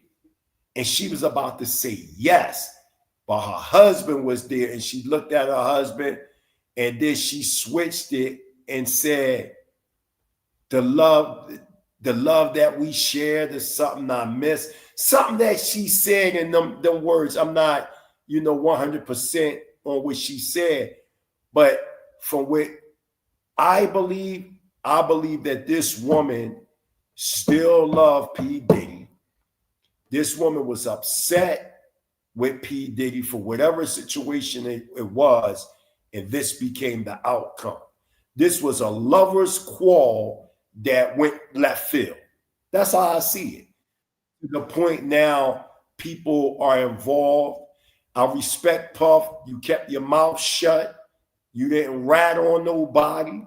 You know what I'm saying? Whatever rules of engagement you involved in, then you involved in that. She was there for all the good times. She let the good times roar, right or wrong, Baba. She was there. She was there for all the good. All the free calls, all the popping the bottles and the dressing. And the drugs, getting high, and I got also, another thing is they're both adults. I want to make a statement. I want to make a statement. Well, not a statement, but go ahead. I'm about to call. Oh, no, go ahead, Baba. No, I can wait. Go ahead, Baba. What I want to shoot out in, and this might be a little turn on it. Do anyone know what project was P. Diddy working on that was going to affect some things that shook the upper high echelon? I think he was trying to start his own party or something, or was he trying to start a actual political party for people or something like that? Was he not doing that? Okay. And I think he was also trying to own a station or something. But I know that then the Ciroc situation, and there was a lot of things going on. Well, the same thing happened to Bill Cosby. He was trying to buy one of the big networks, and they killed his son. And then they came after him. Remember, they didn't just come after him on GP. That don't matter. Something that he rocked in the higher echelon among the oligarchs that made them get nervous. If this nigga can do all this, he's capable of doing this. Let's shut him down. Then they go find the weak link to try to shut him down. So I look at these things because anytime we raise up, they try to find a way to bring it down. You remember the deal about the American Gangster that Denzel played in that? And what the deal, how that deal went down? He says, I can't see no nigga being head of no big cartel. Yeah, American Gangster, yeah. Lucas, George Lucas. Yeah. Well, anytime we raise Frank Lucas, anytime we raise to the level where we're threatening one of their figure they control, they get nervous. When they get nervous, they start looking for weak links. And like my boss says, snitches get stitches. Let's all looking for snitches and find ways to bring down. They don't care about this man sex exploitation. They want to embarrass him and demonize him so it cut off his ability to achieve his goals. Same thing with Dion and his family.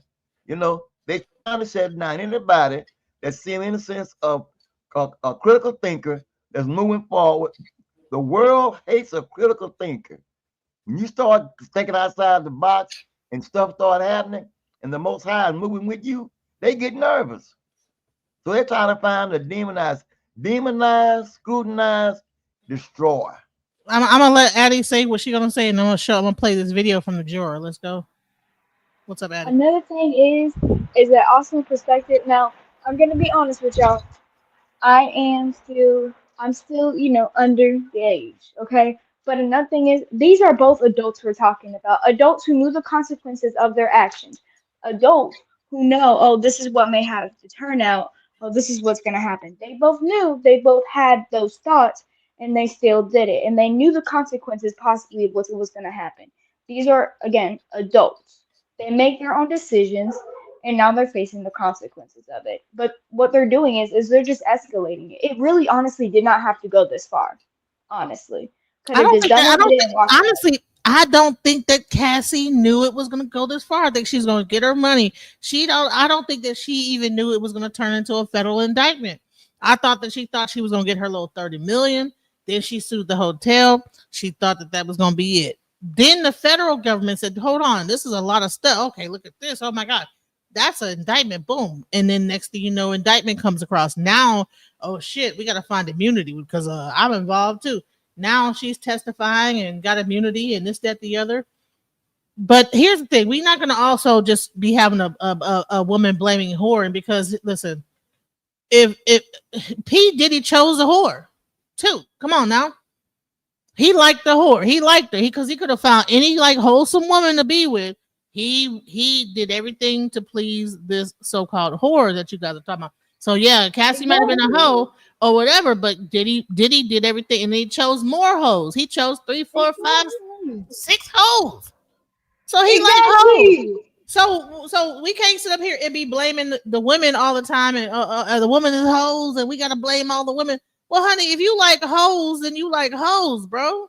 Maybe choose better women. You said they tell those women y'all need to choose better better men, and when we get impregnated by dudes and this, that, the other, well, hell, you needed him. Then he needed to choose a better woman. Okay, why is it the women that gotta always take the accountability of everything and this, that, the other? So we ain't gonna do a whole woman bashing event either. Let's not do that. But let me go ahead. That's not what I'm saying. That's not what I'm saying. But see, if she's a whore, why not P Diddy? Let's be honest. He slept with multiple women. But they're not right. He insecure. He got a small D, and he can't do it. Whatever he wanna. Okay, if you like it, then baby, all right, I'm gonna go ahead and hire these people to please you the way that you want. Okay, you like that guy? Okay, I'll do that.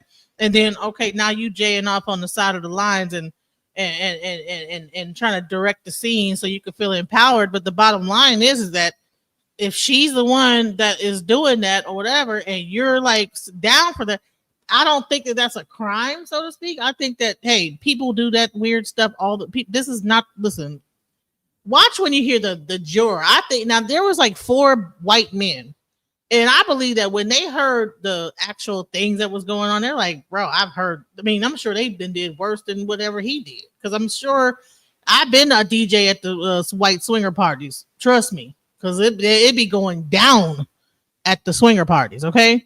Whatever that was, rubbing baby all on each other and doing it, that ain't got, man, it don't light a candle to the stuff that I've seen as a DJ. If they had a RICO for the person that was throwing the parties that I've been throwing at, honey, it'd be senators, mayors, all type of people going down.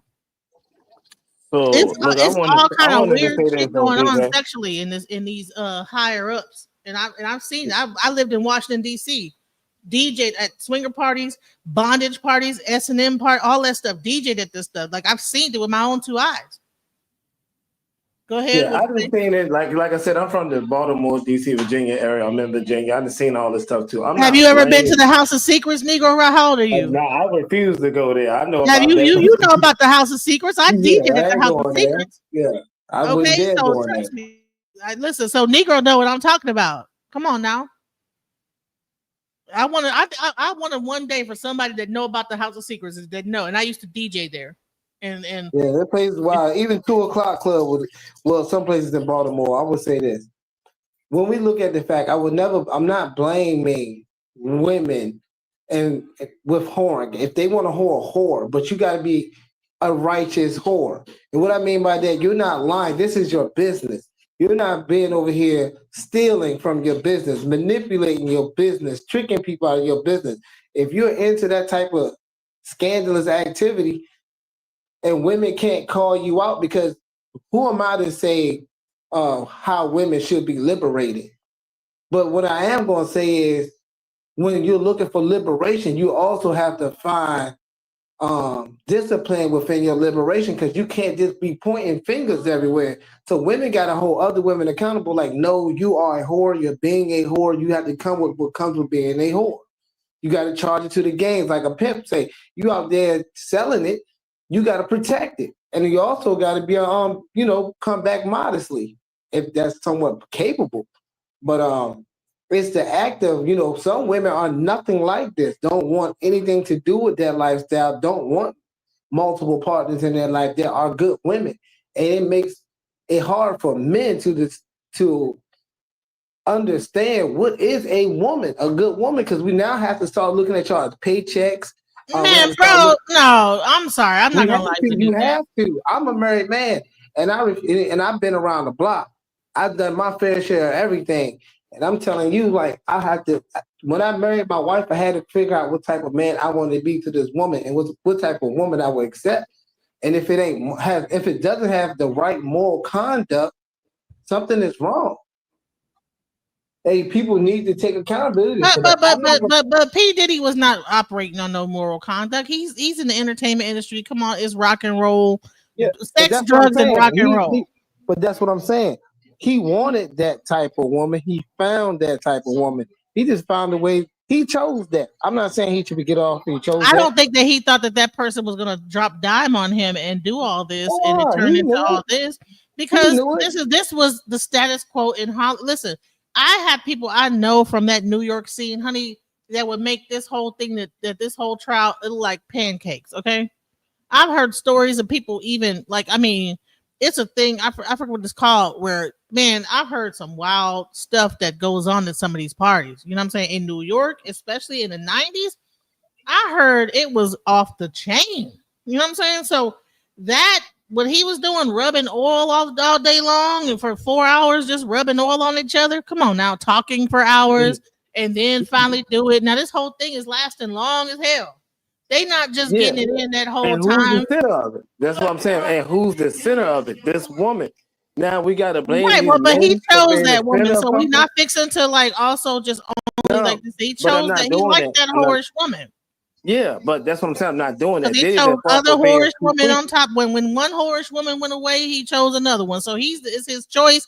He could have chose any kind of wholesome woman he could have been with. He's not fixing to sit up here and only be like, okay. That's what I'm saying. He's not into good women. He's into whores. Are you a righteous whore or unmodest whore? So you got to find out. We got prostitutes out here who knows the game, and they just did it's strictly business. Cassie is not being strictly business. That's why everything's crumbling down. She could be sued by so many people. You know what I'm saying? Because she did. Right now, they all see she got that 30 million, 40, whatever, 40 million now. And she's going to lose every bit of it. Yeah, so hey. And she will lose every bit of it by doing bad business, being a bad whore. She made good whores look bad. And I'm pretty sure good hoes is out here praising with men saying, good God, they got her.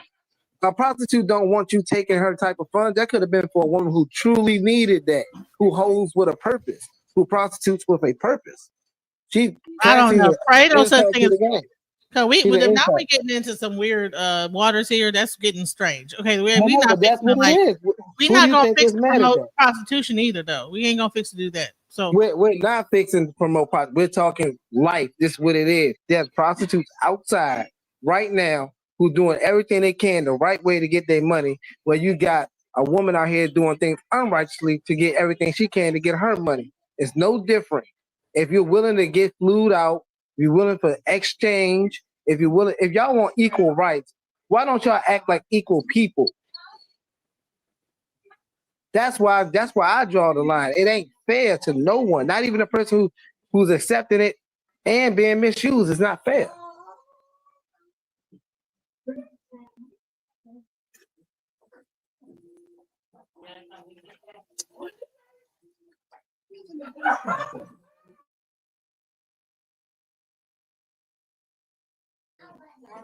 How do you get robbed for fair exchange? No, because I took a copious amount of notes overall, like 350 pages worth of notes. Because at the end, we weren't told who was an alternate, who was a main juror until literally the last second when they were reading when the judge was reading his entire statement at the end. It was like the first 12 of you are the jurors, the last 5 are the alternates. So we didn't know, even in the jury room, no one treated everyone, we were equal because we didn't know who was who. Would you have acquitted him on RICO? I think reading all my notes and looking back at the evidence, I probably would have reached the same conclusion as the other jurors. What was it about that charge? I don't, the thing with because we were asked and the judge had instructed us that we have to find him guilty beyond a reasonable doubt. Mm-hmm. And I think there was always a little bit of doubt in people's mind. And I think it was a tough case to prove, especially the first one. And there was always a little bit of doubt there, even from the beginning. Why did you doubt? I think some of the charges, some of the witnesses, if you look at it one way, but then when you were listening to the defense, you could see it's their way as well. Were there any witnesses that made you think, I don't believe this? There was one that I think unanimously we kind of all said like, wow, like it was almost like watching like TV. It was like like when I think her name was Dawn Richard, that one. Mm-hmm. When she on cross-examination. I mean, I never saw such a cross-examination. It was very impressive to watch. What was it about it? I think just how the defense, got into her and really made her, look very not credible. I mean, I even wrote in my notebook that it was like a takedown. Really? And that was pretty early on. That was pretty early on. From the opening statements, did you have a mindset of who you thought had a better case? No. I think overall, from the way I look at it, both sides presented really good. Both sides presented themselves well. We were very impressed with the prosecution and the defense, how they, the professionalism, how they carried themselves. I mean, it was really good lawyering, as they say. Racketeering is notoriously a complex case. Did you feel that the prosecution presented enough evidence to support that there was even an enterprise? I think they did the best that they could, but I think it was a tough case to prove. Why? I mean, when you look at the charges, kidnapping, arson, forced labor, the government had one side, but then the defense, they had some pretty good rebuttals to it. So I mean that I think added some doubt always, and I think in people's mind. You didn't hear from some of the people the government said were co-conspirators, like employees, like Christina Karam, for example, or D-Rock. Yeah. Did that affect your thoughts about the case? I don't think so. No. Would you wanted to hear from them? We always thought that maybe we would hear from them, but maybe we also understood maybe why they wouldn't be called. Why? Because maybe they didn't want to testify, or they wouldn't really be proving the case, or maybe it would be not advantageous to be called. So, but honestly, we were just waiting till the end, until when the judge gave his instructions and how to interpret the law. Because I think everyone really didn't have anything made up. Their mind made up or in any way. It was really, everyone was waiting to see how, the definitions and how everything was going to be interpreted and what they were to be looked at. Exactly. So important. Yeah.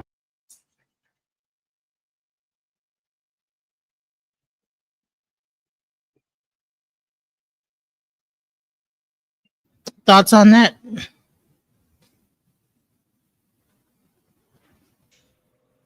No.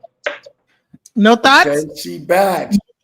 She back. Yeah, I'm back. I'm gonna be 100. I did not understand any of it, but I'm still learning.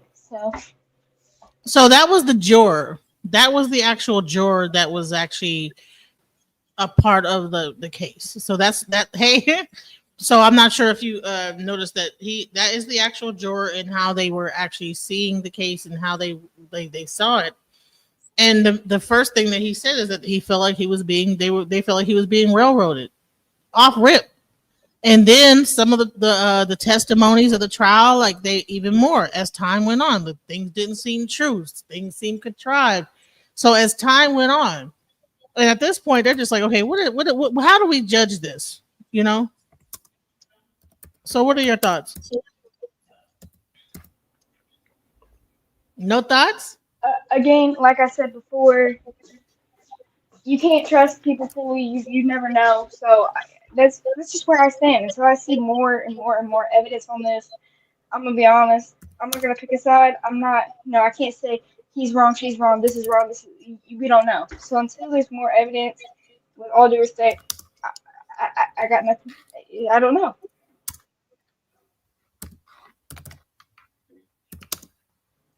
That's all.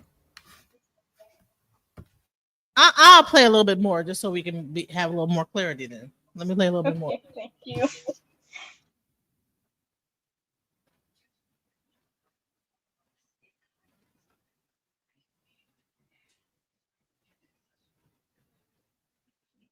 Talk to me about the sex trafficking cases, because of court charges. Obviously, Cassie Ventura testified visibly pregnant for days. Yes. How did her testimony impact you in your understanding of the case? It did. I listened. We listened very intently. It was, I think, 5 days or forever of thing. And you know, it was very riveting. And it was very riveting testimony and very credible testimony. You believed her? I mean, I think we did. I think we did. I mean, she wouldn't have done all this just to come up there and you know, lie about everything. So no, I don't think even the defense didn't come out and say anything like that. Did the money that they talked about in terms of a civil settlement she received, did that color her testimony for you at all? I don't think so. No, I don't think so. No. Did you look at the defendant, Diddy Combs, differently after her testimony? No, I didn't really look at him too much. I mean, I always looked at him because my point of view was just literally at him. Like some people were on the side, but I was more in the corner. So I was always like staring at him. But I don't think he was mostly just very composed and talking with his lawyers and very in control, it seemed like.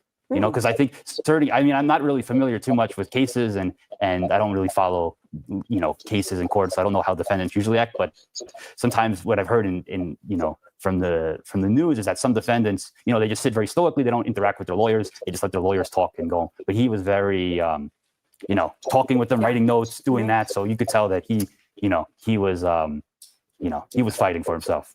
You saw some very graphic images, videos. You heard very sexual and graphic details. What was that like, hearing that? And how did it impact how you viewed the case?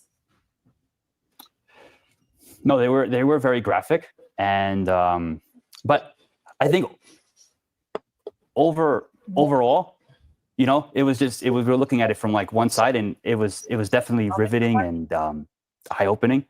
What did you see on the videos? You know, the press wasn't able to see it in real time. Yeah. No, I mean, they were showing some of the. Well, I mean, it was both the freak offs and hotel nights, as they were called, from both of them. But it was. What were they showing those videos? They showed, well, again, you know, the defense and the prosecution showed different clips, so they were very selective.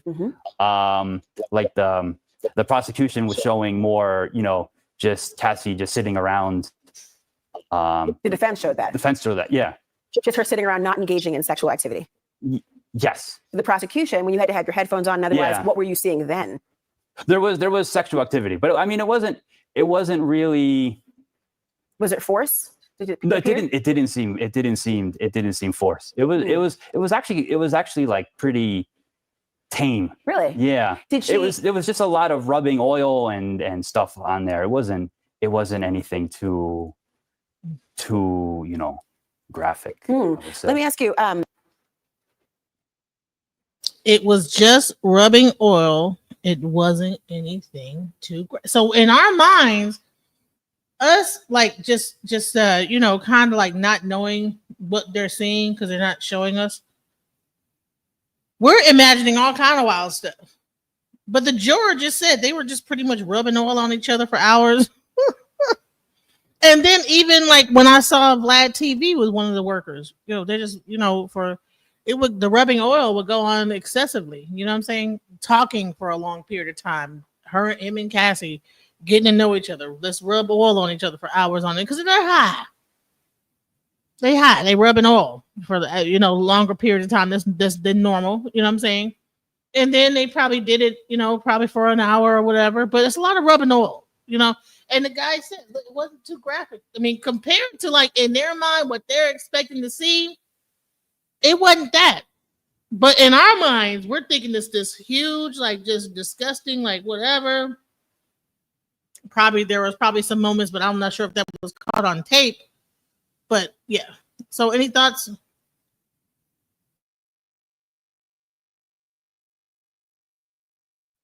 Man, everybody's quiet.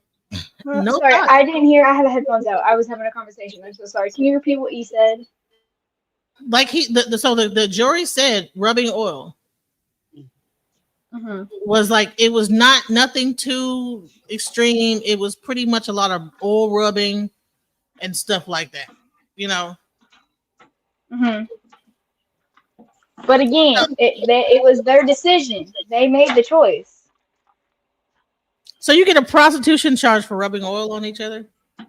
That doesn't make sense. Be considered a rub down. Don't they have a thing called a rub down, like in massage? Like, okay, you can either do a massage or you can do a rub down, right? So maybe if anything, maybe rubbing oil. Like, come on now. I mean, I'm sure they did way more than rubbing oil, but I'm just saying, like this is what I mean. I'm gonna take it back a little bit so we can be sure what he just said, because I think that people have their own opinions of what they think that the people were seeing and what was really going on. But when she asked him, let's go. Then it wasn't anything too graphic. Let me ask you. This jury that deliberated did not find sex trafficking when it came to Cassie Ventura. They also didn't find it when it came to Jane. And I want to ask you about Jane. Graphic. Let me ask you. Let me go back. Really? Really. Was it? It didn't seem forced. It was actually like pretty tame. Really? Yeah. Did she? It was just a lot of rubbing oil and stuff on there. It wasn't anything too graphic. I would say. Let me ask you. This jury that deliberated did not find sex trafficking when it came to Cassie Ventura. They also didn't find it when it came to Jane. And I want to ask you about. Say it again. Can I say something? Sure, go ahead. I know that I know we're trying to get at other things, and I know I probably typically change the subject a little bit, but it's not intentionally. But if I'm gonna speak my truth in it, then I'm gonna just have to speak my truth. And my truth is this: whatever we see, whether he was found innocent, whether he's found guilty, I know one thing about it, and we all see it in everybody else's cases. Normally, when the feds get on you, they get on you because they typically have a substantial amount of evidence. And we all know that to be true. Because we always say, especially in the Black community, if the feds have you for any reason, they got something on you. So I feel as though whatever happened in this case, it was far bigger than what we were thinking. I feel the feds had a lot on P. Diddy, but because of the power that P. Diddy have, a lot of the victims, to me, I felt they did not come forward. So I don't feel people trying to railroad him. I feel like, again, his actions railroaded him. But what he should be thankful for is the part of his actions that he probably should be doing time for. He really should be saying thank you. Because the same way we held R. Kelly accountable for his side and what he did to victimize and also be victimized, he's paying his prices. P. Diddy not about to pay half of his prices. Why? Because in a big sense, P. Diddy sit on a bigger platform than R. Kelly. Not to say R. Kelly wasn't big, but he did not sit on the same platform with P. Diddy. And I believe a lot of the victims know coming forward, they probably was more scared than anybody would ever know. So if I'm going to keep it real, that might change the subject, but I came well away from that.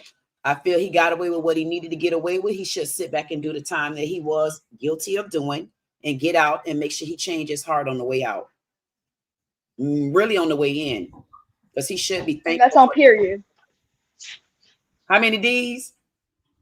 3 and 3 dots. Be for real. Pop, pop, pop. Thank you, Ed Bud. That's how I got you. I just feel like that. I feel like he skated a long way.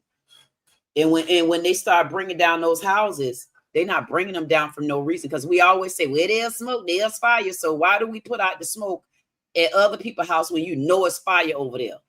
That's not right. So I'm not sure. Did you get to hear some of the conversation that we were having before? We talked about Cassie Ventura and the situations with her. I heard about Cassie. Mm-hmm. I felt like Did you hear the conversation that we just had, or were you gone for that whole thing? I'm not sure. Go ahead. I'm not sure.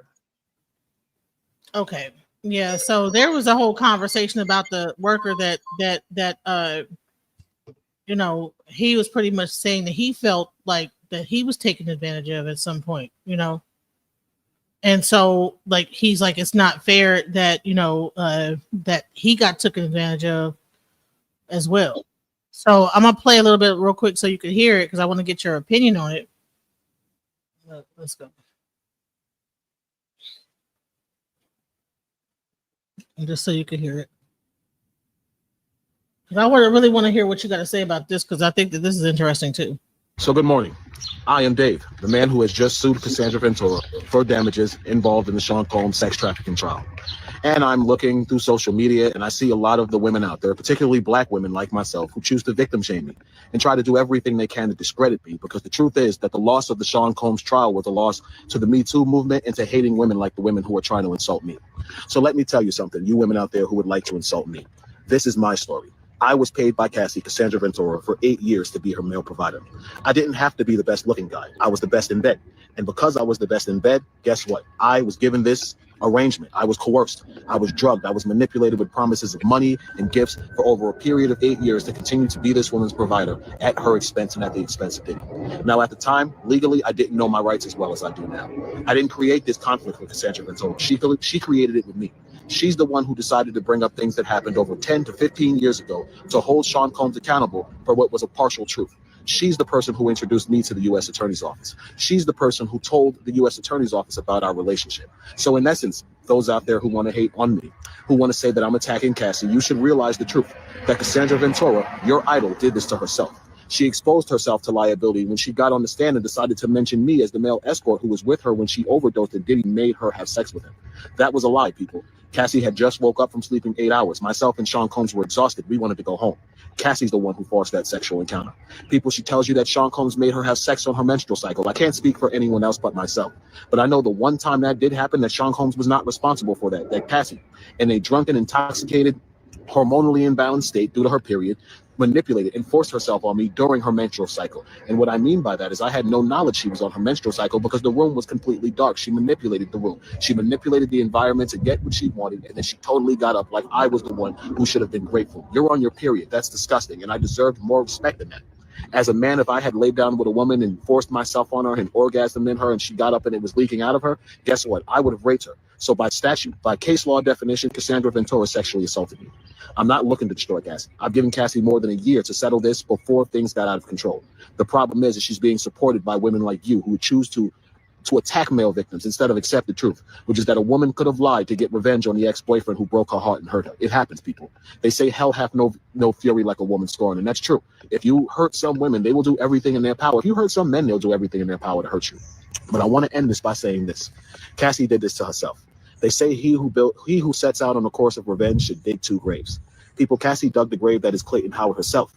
Cassie got on the stand trying to destroy Diddy. She should have took her $20-30 million and walked into the sunset, people. She should have never gotten on the stand and created further liability for herself by telling more of the lie that she created to get this man sent to prison for his life. She made a mistake when she got on the stand, people. She made a mistake when she got on the stand and lied about the events with Clayton Howard.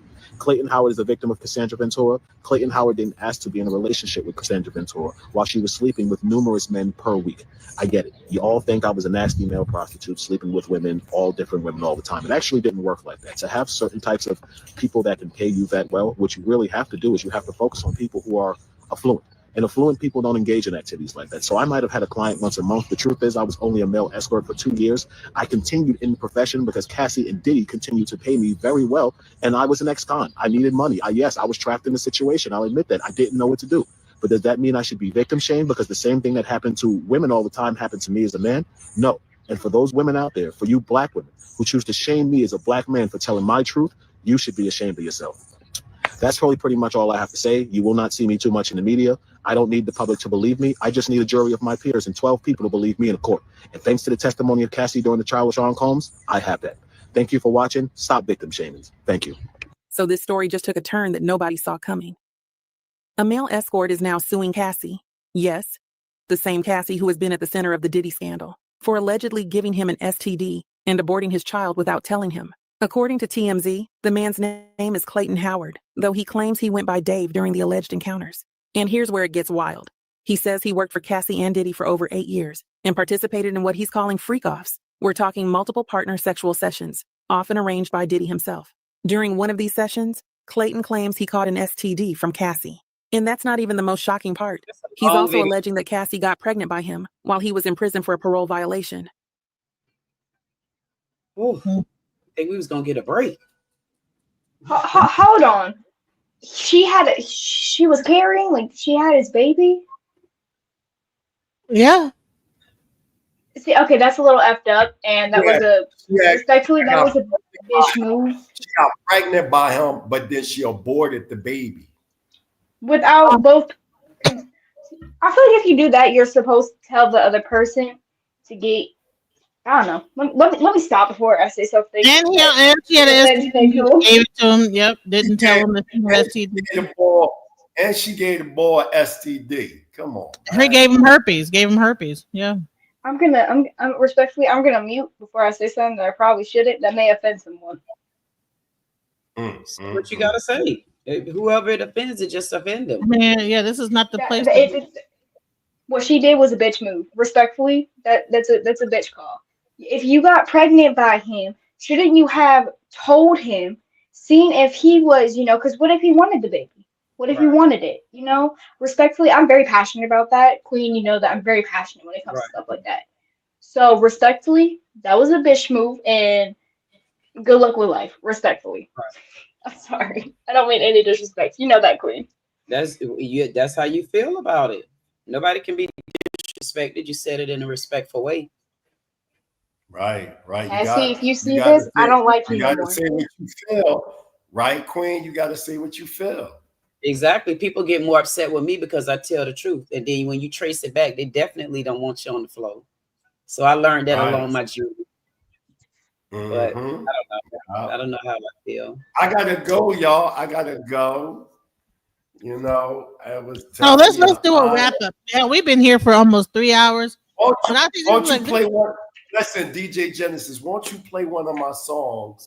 Since Queen is here, she can hear some of my music. Shout out to the brothers that brought me out: Killer Priest, Hellraiser, DJ Low. Shout out to Wu-Tang Clan. You know what I'm saying? What we're gonna do before we do that, we're gonna have final words, and then I'll play one of your songs on the way out. And then listen, this is not it costs us money to do this. Please, if you are in the chat and watching, please feel free to hit the super chats.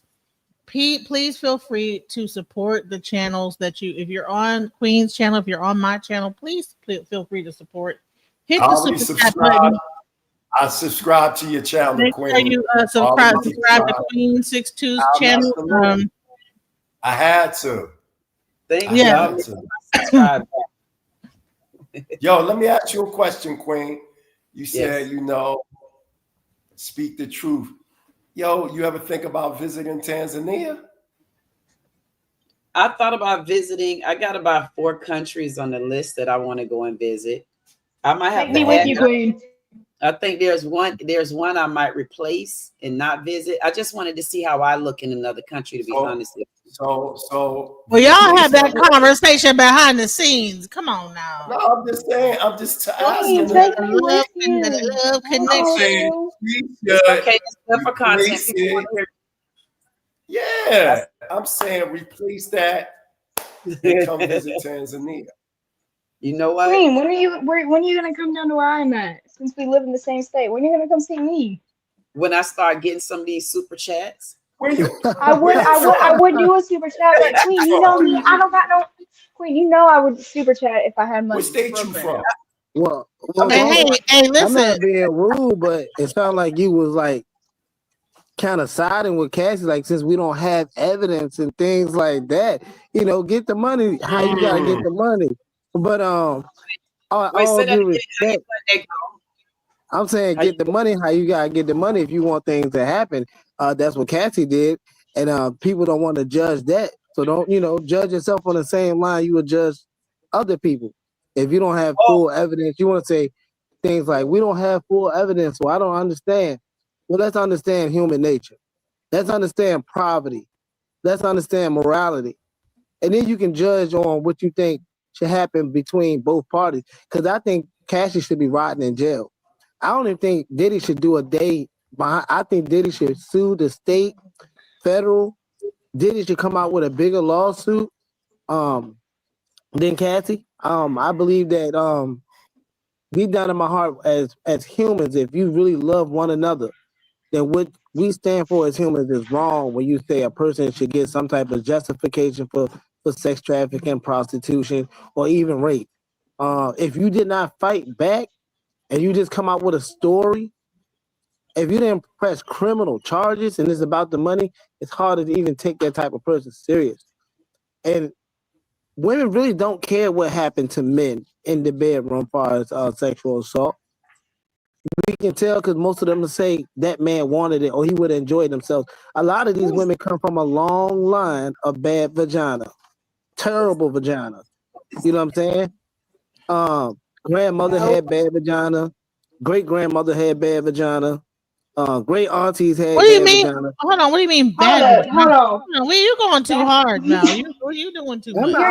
You're taking something that isn't We are something not that is taking serious all and then that. hating on all women. I You're guess on if a y'all saying a woman's. hit dog holler, y'all saying a hit dog holler. You know, No. We're not fixing to do that though. We're not You're fixing starting to to. hit I on know the that's why. whole That's women why I don't know if community. I'm See, you're built. gonna I get don't us know if all I'm built for acting your up. show. I don't know if I'm built for your show because I'm too direct, too straightforward, and too morally. Man, you can be built for the show, but listen, yeah, but don't mean you ain't gonna get no pushback. You want to be able to say what I'm you married. Hold Can I on, say hold something? on. You said You said that you don't No, think you're Queen, built for the show.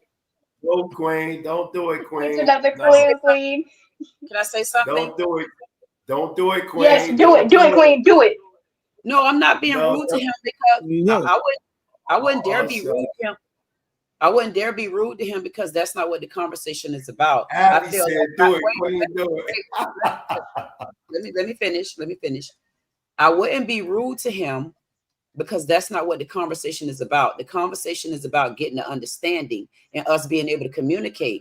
My problem with that would be he talked so long for me until I have a lot of commas behind pretty much every 3 words he say. And when he gets so long-winded like that, he kind of take me off a ruckus a little bit. Then I got to do a recording on him. And then react to him and stop him at every centimeter of a half a second to just throw it back at him and see if he could really be indulged in those type of conversations. Because when you start talking about vaginas and stuff like that, that's when you lose me, because I don't hear that as being respectful. Not when you're talking to the queen. I agree with that. And you have to agree learn with when to take a pause. You got to learn when to take a pause, because I like conversations like that, because then I'll be able to find out where your true anger came from. But we got to stop the But conversation.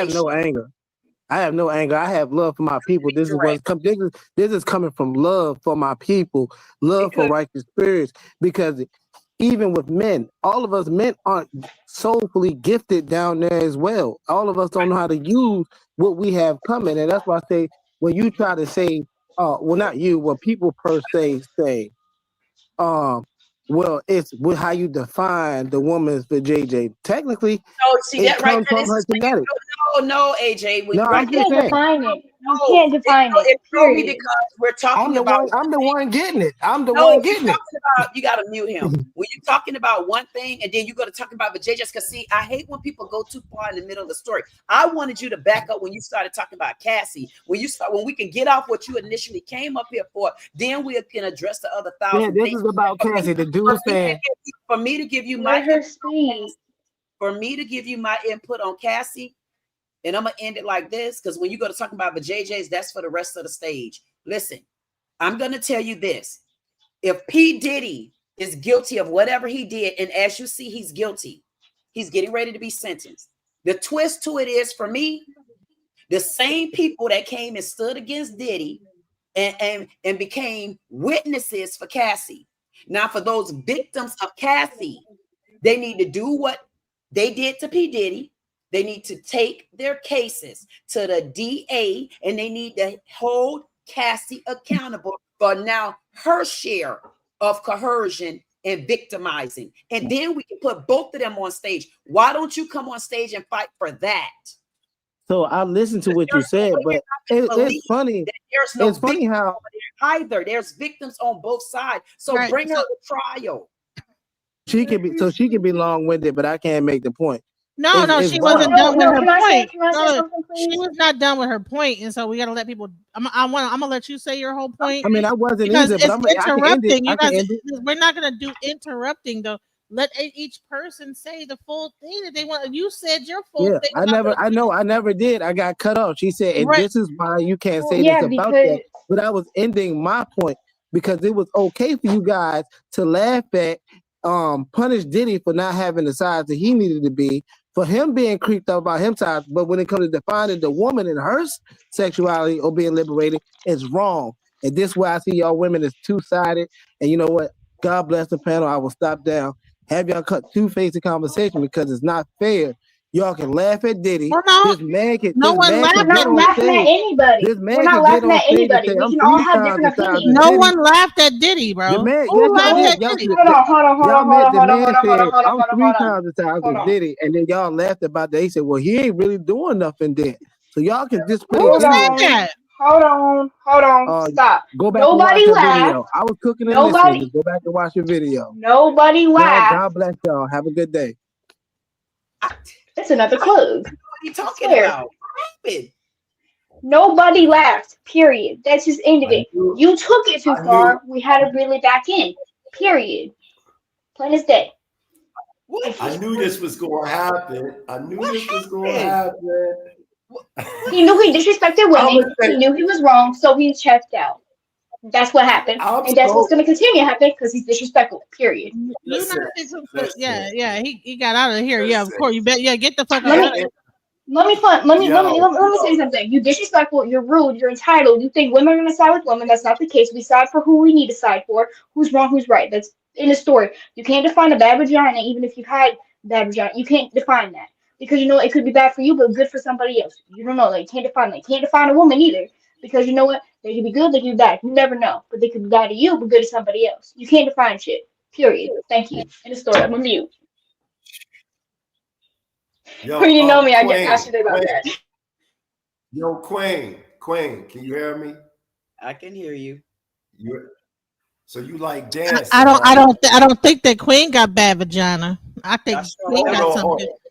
Honey, I got some good vagina, honey. I got some good vajayjay. Let me tell you something. Queen, you like dancing?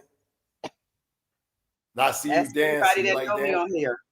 You didn't, so you must haven't seen it. Cool. So you must haven't seen any of my videos. I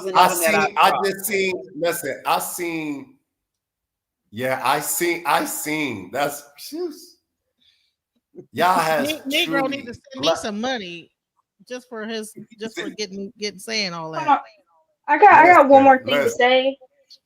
Send this bad vagina chick some money down. Yes. Bad vagina chick we want some money. Bring it in, and that might be why I got on my green. I said it's time for you to bring the money in. It's time. Listen, we gonna do the money mantra real quick. I got one more thing to say, and then I'm gonna go. If the way it sound, listen, y'all. The way it sound when the dude was saying that P. Diddy had a small joint, I'm so glad the Most High blessed me there, man.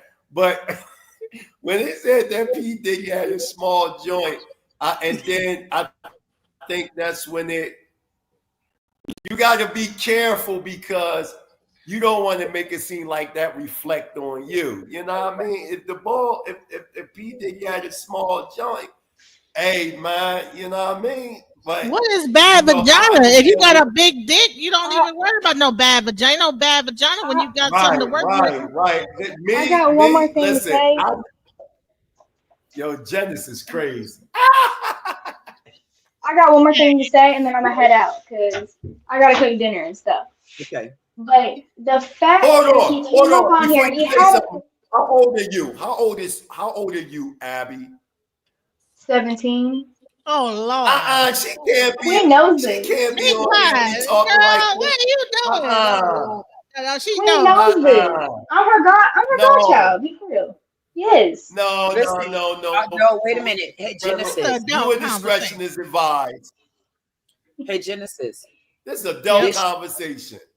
Hey, Genesis. Did she need permission on here because her grandmother, like I have it on my channel. I don't know how that works, but I probably need to say that she has the permission to talk whatever. Yeah. But I'm gonna say this: you got meat. Okay, if you got the meat, then you shouldn't be complaining about no dang on bad vagina. Yeah, and I ain't talking no more. I ain't talking no more. Right, Abby, you gotta go ahead and cook. I didn't even realize you were that age, child. You gotta go. Bye, Abby. what I gotta say real quick is this whole, when he came in here, he, had a point at first, and then he took it too far. He took his point way too far, and he didn't specificize in a woman. He said women, which means multiple. So he came at multiple people. He came on here to start something and then left because he knew that he was in the wrong and couldn't finish it. How can you define a bad vagina when you probably don't get any? So the only one you probably get is the mother. You're the one that you came out of however many years.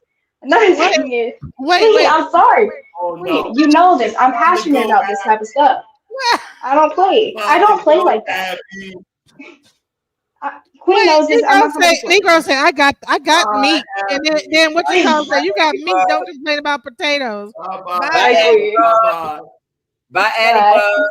Welcome I to gotta the remove you, girl. I didn't know she was that young child. Oh Lord. Bye, Addie Bud. No. I didn't know. Listen, oh No. Lord. I thought she was of age. I didn't know that. Oh Lord. Lord. She's That's a like my baby. daughter getting up here Yeah, having a no, we can't even. All right, So so look, listen, before he we said, go- Negro Ralph said, I got meat. And then Ronald said, if you got the meat, don't complain about potatoes then. Yeah, I mean, that's what we talking about. Look, DJ Genesis, let's play Love Connection. Look, let's play Love Connection. Okay. You the, there you go. Damn. You playing that. Damn. We look, let's see how we look together. Yeah, we fit. We fit. See, I got you laughing and stuff. How you doing? I'm good. How you doing? I'm good. I had to change the rhythm up a little bit. So you going to switch that? You said 4 African countries, but one of them you going. Oh, she don't put the music in the background. I hear. You got some wine. But you know what I do want to tell you? I definitely will be going over. Is that me or you? No, that's DJ Genesis. She the DJ. It sounded like I heard echo, but it's okay. No, but go ahead. Say it. I definitely will be going over to either Korea or China. All right, I would love to go to China. That would be dope. That would be something dope. You you beautiful. In Swahili, I would say Mozori Dada. Thank you. You're welcome. Where your wife at? Where my wives at? One is in the other room. In the other room right now. That's with a V. Yeah, absolutely. I move in order though. But I need some peace of mind. I like your spirit. You're a real lioness. Oh yeah. I've been watching you for like a couple of weeks. I asked Genesis about you. I'm like, wow, who is that? Taking control of the YouTube streets. I don't know how I'm doing that. I'm not sure how. In my eyes, you are. This is the first time this ever happened on DJ Genesis. Yeah. Connection. Yeah, she playing with me. Yeah, that's what I like. So tell me about yourself. What you about? Where you from? Didn't you say you watch my videos? No, I just only watched 2 of them. I seen the one you got the black outfit on, and you got your hair up. Would you consider that a video or a short? Yeah, it was a short because how I found it. I seen the comment. You was the first one to make a comment, so I hit that, and then it took me to your page, and I just watched a few while I was here. I said, Yahweh have mercy. Yeah, don't watch the short. Hey, I'm gonna give you. I'm gonna listen. This is like a listen. This is a 30-second elevator pitch. Y'all go ahead. Go ahead. Give your pitch. This ain't gonna last. 30-second elevator. I just want to ask you one more question. Where you from? What part of the country you from? Where you raised in? Florida. Are you from Florida? I'm from Philly. No, I live in Florida. Where you originally from? Charleston, South Carolina. Okay. I'm from Philadelphia, Pennsylvania. Okay. Yeah, Interesting. Philly in the building. Oh, interesting. That's Yeah, what the Philly swag. man, Philly man, we went. Yeah, absolutely. For you anyway, you bring the swag out. That's interesting. Yeah, You absolutely. act like So, you never seen swag like this before. I guess many of them didn't. no, I never. This is the first time I ever done this before. Oh, Yeah, yeah, absolutely. First time. Yo, DJ Janice is funny. She put up there love connection. We just, yo, yo, what's going? Yo, DJ Genesis, come back on here before you get me beat up by my wives. right. You got the love connection.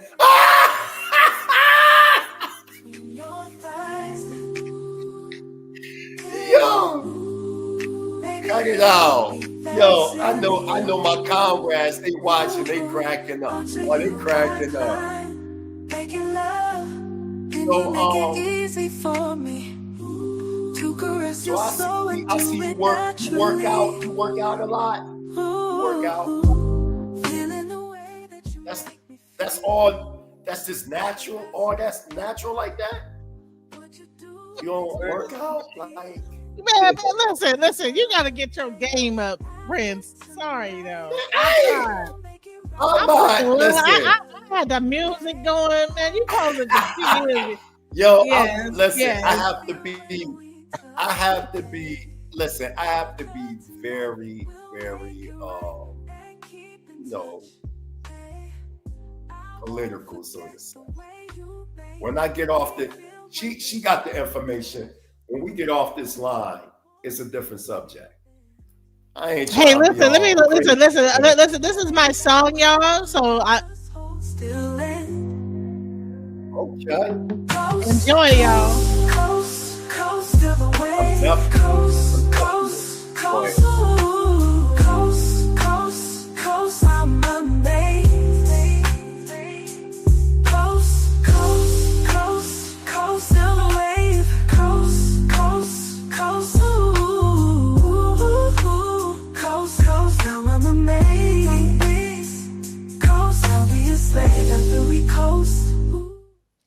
Yeah, so I had to go ahead and play my y'all gave me an opportunity to play my music. Thank you. With the Can you play one of my songs, DJ Genesis, so she can hear? Yeah, I'm gonna play it on the way out. I mine. want to get what we gonna do is we gonna wrap things up and play your song, and then we gonna get up out of here because we have been here. You know what? I'm gonna play the money manager because I think y'all need to go on ahead and you know what I'm saying, be donating. You know, listen, we're gonna just take a quick second before we do our last thing. We're gonna play the money mantra because I think that we need to be getting this money in. Go on ahead, hit the super chat. $1. $1 make me holler, y'all. Come on. I am blessed to make money, money making money, money making money, money making money, money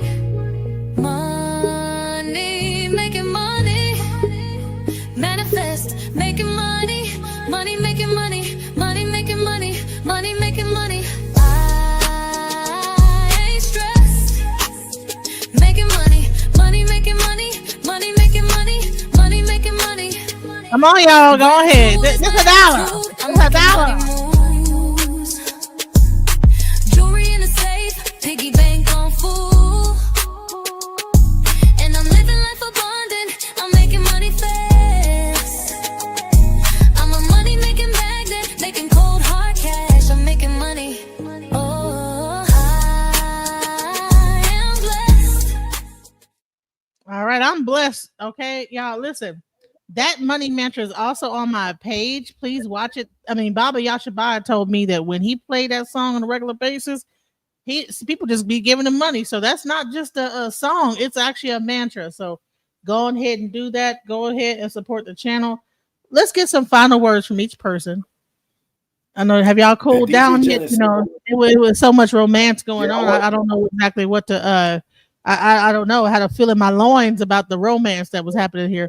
But let's. I want to get some final words from each of y'all. Let's go.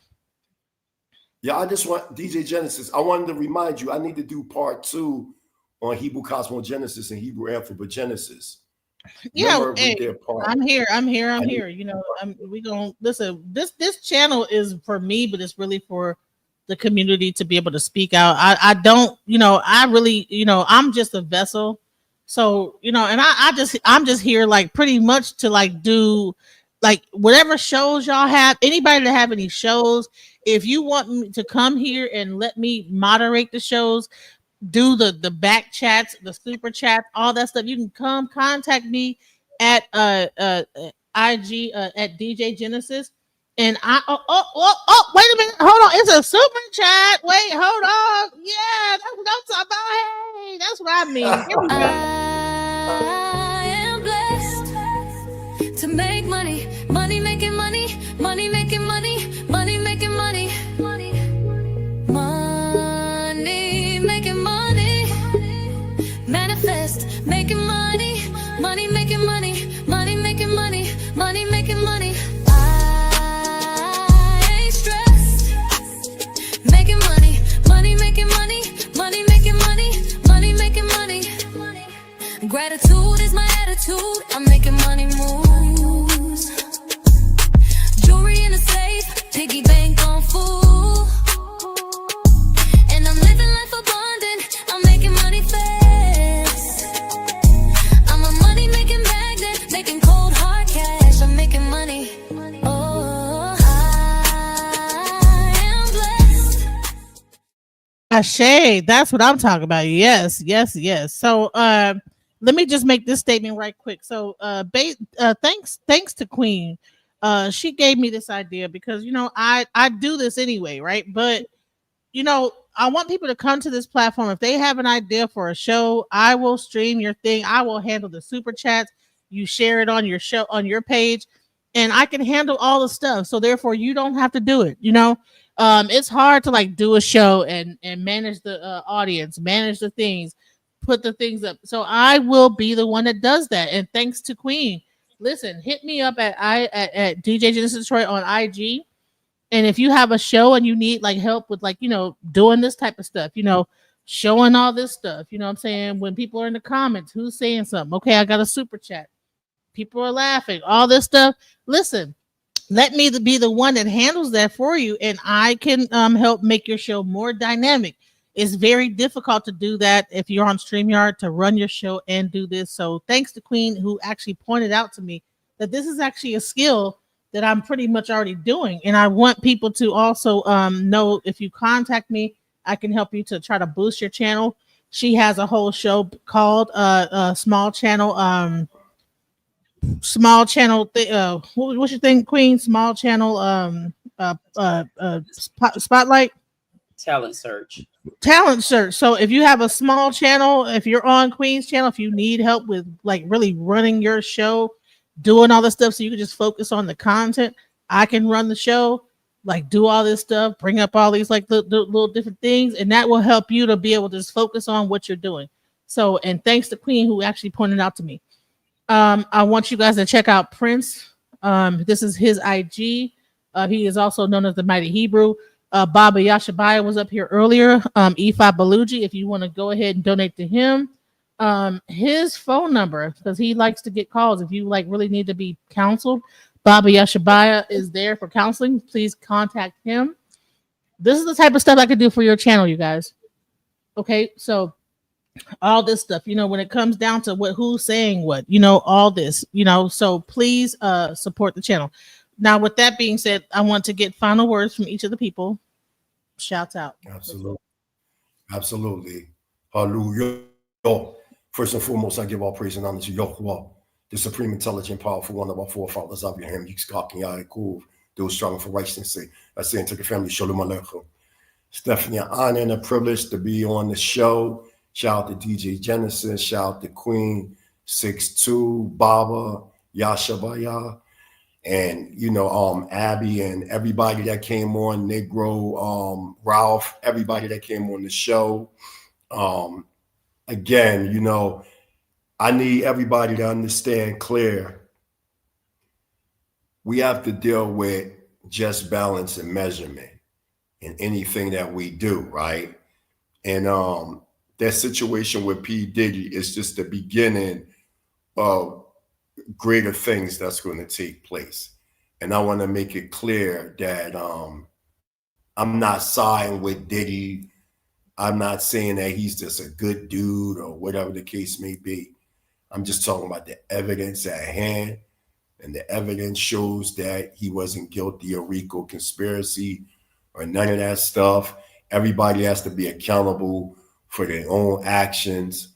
You know what I'm saying? And y'all can check me out. Y'all can go to, like she said, I'm on TikTok. I'm on Instagram. My music is all over the world. Shout out to Wu-Tang Clan's Killer Priest, who brought me out along with DJ Lowe's. You can get my first album, My Mental Is Never Destroyed. My second album, Journey to the Dark Side of the Moon. My third album, War Cloud. My fourth album be out in a couple of weeks, which is called Dirty Rotten Scoundrels. Shout out to everybody in Tanzania. Shout out to my wife, my third wife, Sarah Jacob.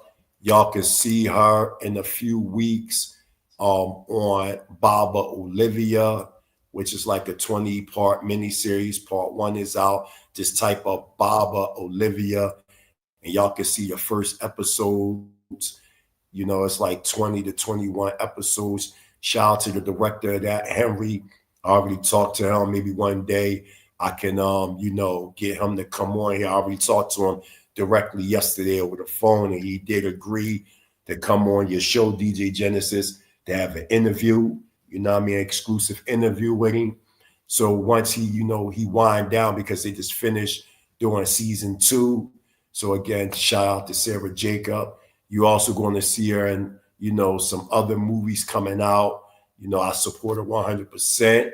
So that's basically it. We need to just deal with things fairly, reasonable. We got to keep our emotions out of situations like this and just deal with the evidence at hand. I feel as though if this is a second chance for P. Diddy, he definitely need to, change his life, cleanse his eternal, come back into the oneness of self, and, get with his family and get out of that nonsense that he's involved in. So Yahweh is giving him a second chance to handle his business correctly, 10 toes down. And with all that, I say hallelujah. Hebrew Israelite sovereign nationalism has risen worldwide. All right, Queen. Any final words? Well, I will second his motion. Thank you, everybody that tuned in. Thank you for watching. Thank you, all my crew. I definitely appreciate you following me and continuing to be supportive, because I am supportive of you as well. As far as the P. Diddy part, you can go back and watch the live. I just did a live with Calvin and Mel. I think it was maybe last Sunday. And my sentiments were the same. Whatever P. Diddy got away with, whatever he did or didn't do, my thing to him is cleanse yourself from the inside, then you'll owe nobody nothing, because the only one that can eat you apart is you. As long as you can control you, you can control things around you. That's when you have the power. So on that note, I could end the P. Diddy. On the note, as far as us bringing back in wealth into our communities, what I would recommend that we do, just like we just heard, take emotions out of things. This is a time that we need to band together and take our emotions off the table. Take your emotions off the table and stop looking at a name. The name Trump is running a lot of people away, but those people that's running are the same people that need help. And because you need help, you need to take the name Trump off the table and look at what's on the paper. Look at what's written. Look at what's there that can change the destiny of not just us right now, but to those 3 and 4 more decades ahead of us. If we start getting ourselves together now, you're not going to see another president that hit the market, not try to change things back to what it's supposed to be and take all the land and the possessions that you're owed. You're not going to get it if you keep the name Trump on the table. Look at the bill. When I put things together, it may not make sense to some, but the ones that are listening, they understand exactly what I'm saying. We get so stuck on title, and if we are the ones that stuck on giving people a chance, this is his second term there. You might want to say maybe somebody trying to tell you something, Because if we can get somebody strong enough to take it and bring the house down, and then you got the roots planted, but now you need the foundation. Because if the roots are planted like this, the foundation have to come like that, because you can't keep standing like this, because everything's still gonna keep falling. The roots are already planted. If you got common sense, pay attention. I could talk about P. Diddy, I could talk about this, but guess what? P. Diddy have his money up there. P. Diddy is important on a different level of conversation for me. But when we start talking back to finances, I'm talking about to the poor. I'm talking about to the po-ho. I'm talking about to the po-ass. I'm talking about to the one that's trying to get it again. All that playing and stuff like that. Yes. The guy said, oh, she's beautiful, but she's tough. No. Sometimes it takes a strong person in order to shape up a house. And just like they say, behind every man is a strong woman. If the real man understands that. And this is where we fall short. And I'm standing behind, because I'm looking for my own to show me that they're a real man. I'm standing behind a white man right now, because what I'm believing in right now, because the love already in my heart, but now it's on to the money. It's on to the money. You got to take your emotions off the table. If you take your emotions off the table, you will see how you can eat. And I'm going to connect, and I'm going to connect, and I'm going to connect through YouTube until I put a chokehold on the right group. And then I'm going to show y'all how you make money. Thank you. And I definitely want to tell Ronald, thank you so much, Ronald. When that song was played about making money, I know you probably aren't subscribed to me, but on my channel, especially coming from my men definitely know whenever they tip me $1, I'm very, very, very appreciative of it. And I like to give special thank yous because of that. And because you tipped that $9.99, I appreciate you. And thank you for doing it, for saying, you know what? She needs something like that, because I feel like she deserves it. Because when you tipped that, my heart said, it's going to be one man. And I promise you, he ain't going to let you down. And listen, he gave me one man to hit that chat and say, you got the power to control a lot of things. All you got to do is follow 3 things. You got to follow your truth. You got to put the Lord the head of your heart. And you got to always be you and never change. Make them change around you. And I feel I'm strong enough to do it. And I'm going to stand firm. So if y'all want me on your channel, I don't mind coming, but playing little simple games, I'm going to leave your stage. But I'm not going anywhere. So if I got to rumble the streets of YouTube, I'm not going to call it YouTubes anymore. I'm going to call it, I'm rumbling the streets of the woods right now. And because I'm a Capricorn, watch how I get to the top. As a Capricorn, I'm an earth sign. And watch me. I'm going to bring it down just like that. Y'all talking about changing things? Put your feet down and start changing. Everybody do all this gossiping and stuff. Stop gossiping. What can you show the people that you're doing? And what I'm showing you that I'm doing is, I got a small channel, talent search, I do every Friday. And I believe in it. You thought y'all seen Star Search? Watch me. And I sign out. Thank you. Thank you, Ron. I definitely appreciate you. DJ Genesis, play Gross Darkness. No, not that one. Don't play Gross Darkness. Play Gross Darkness. I like looking at stuff like this. You should have played a couple of them. You'll love my music. You'll love my music. Yeah, we can play a couple. Maybe you could do me an intro. Absolutely. Yeah, I got you. It's number 10, Gross Darkness. Yeah, play that.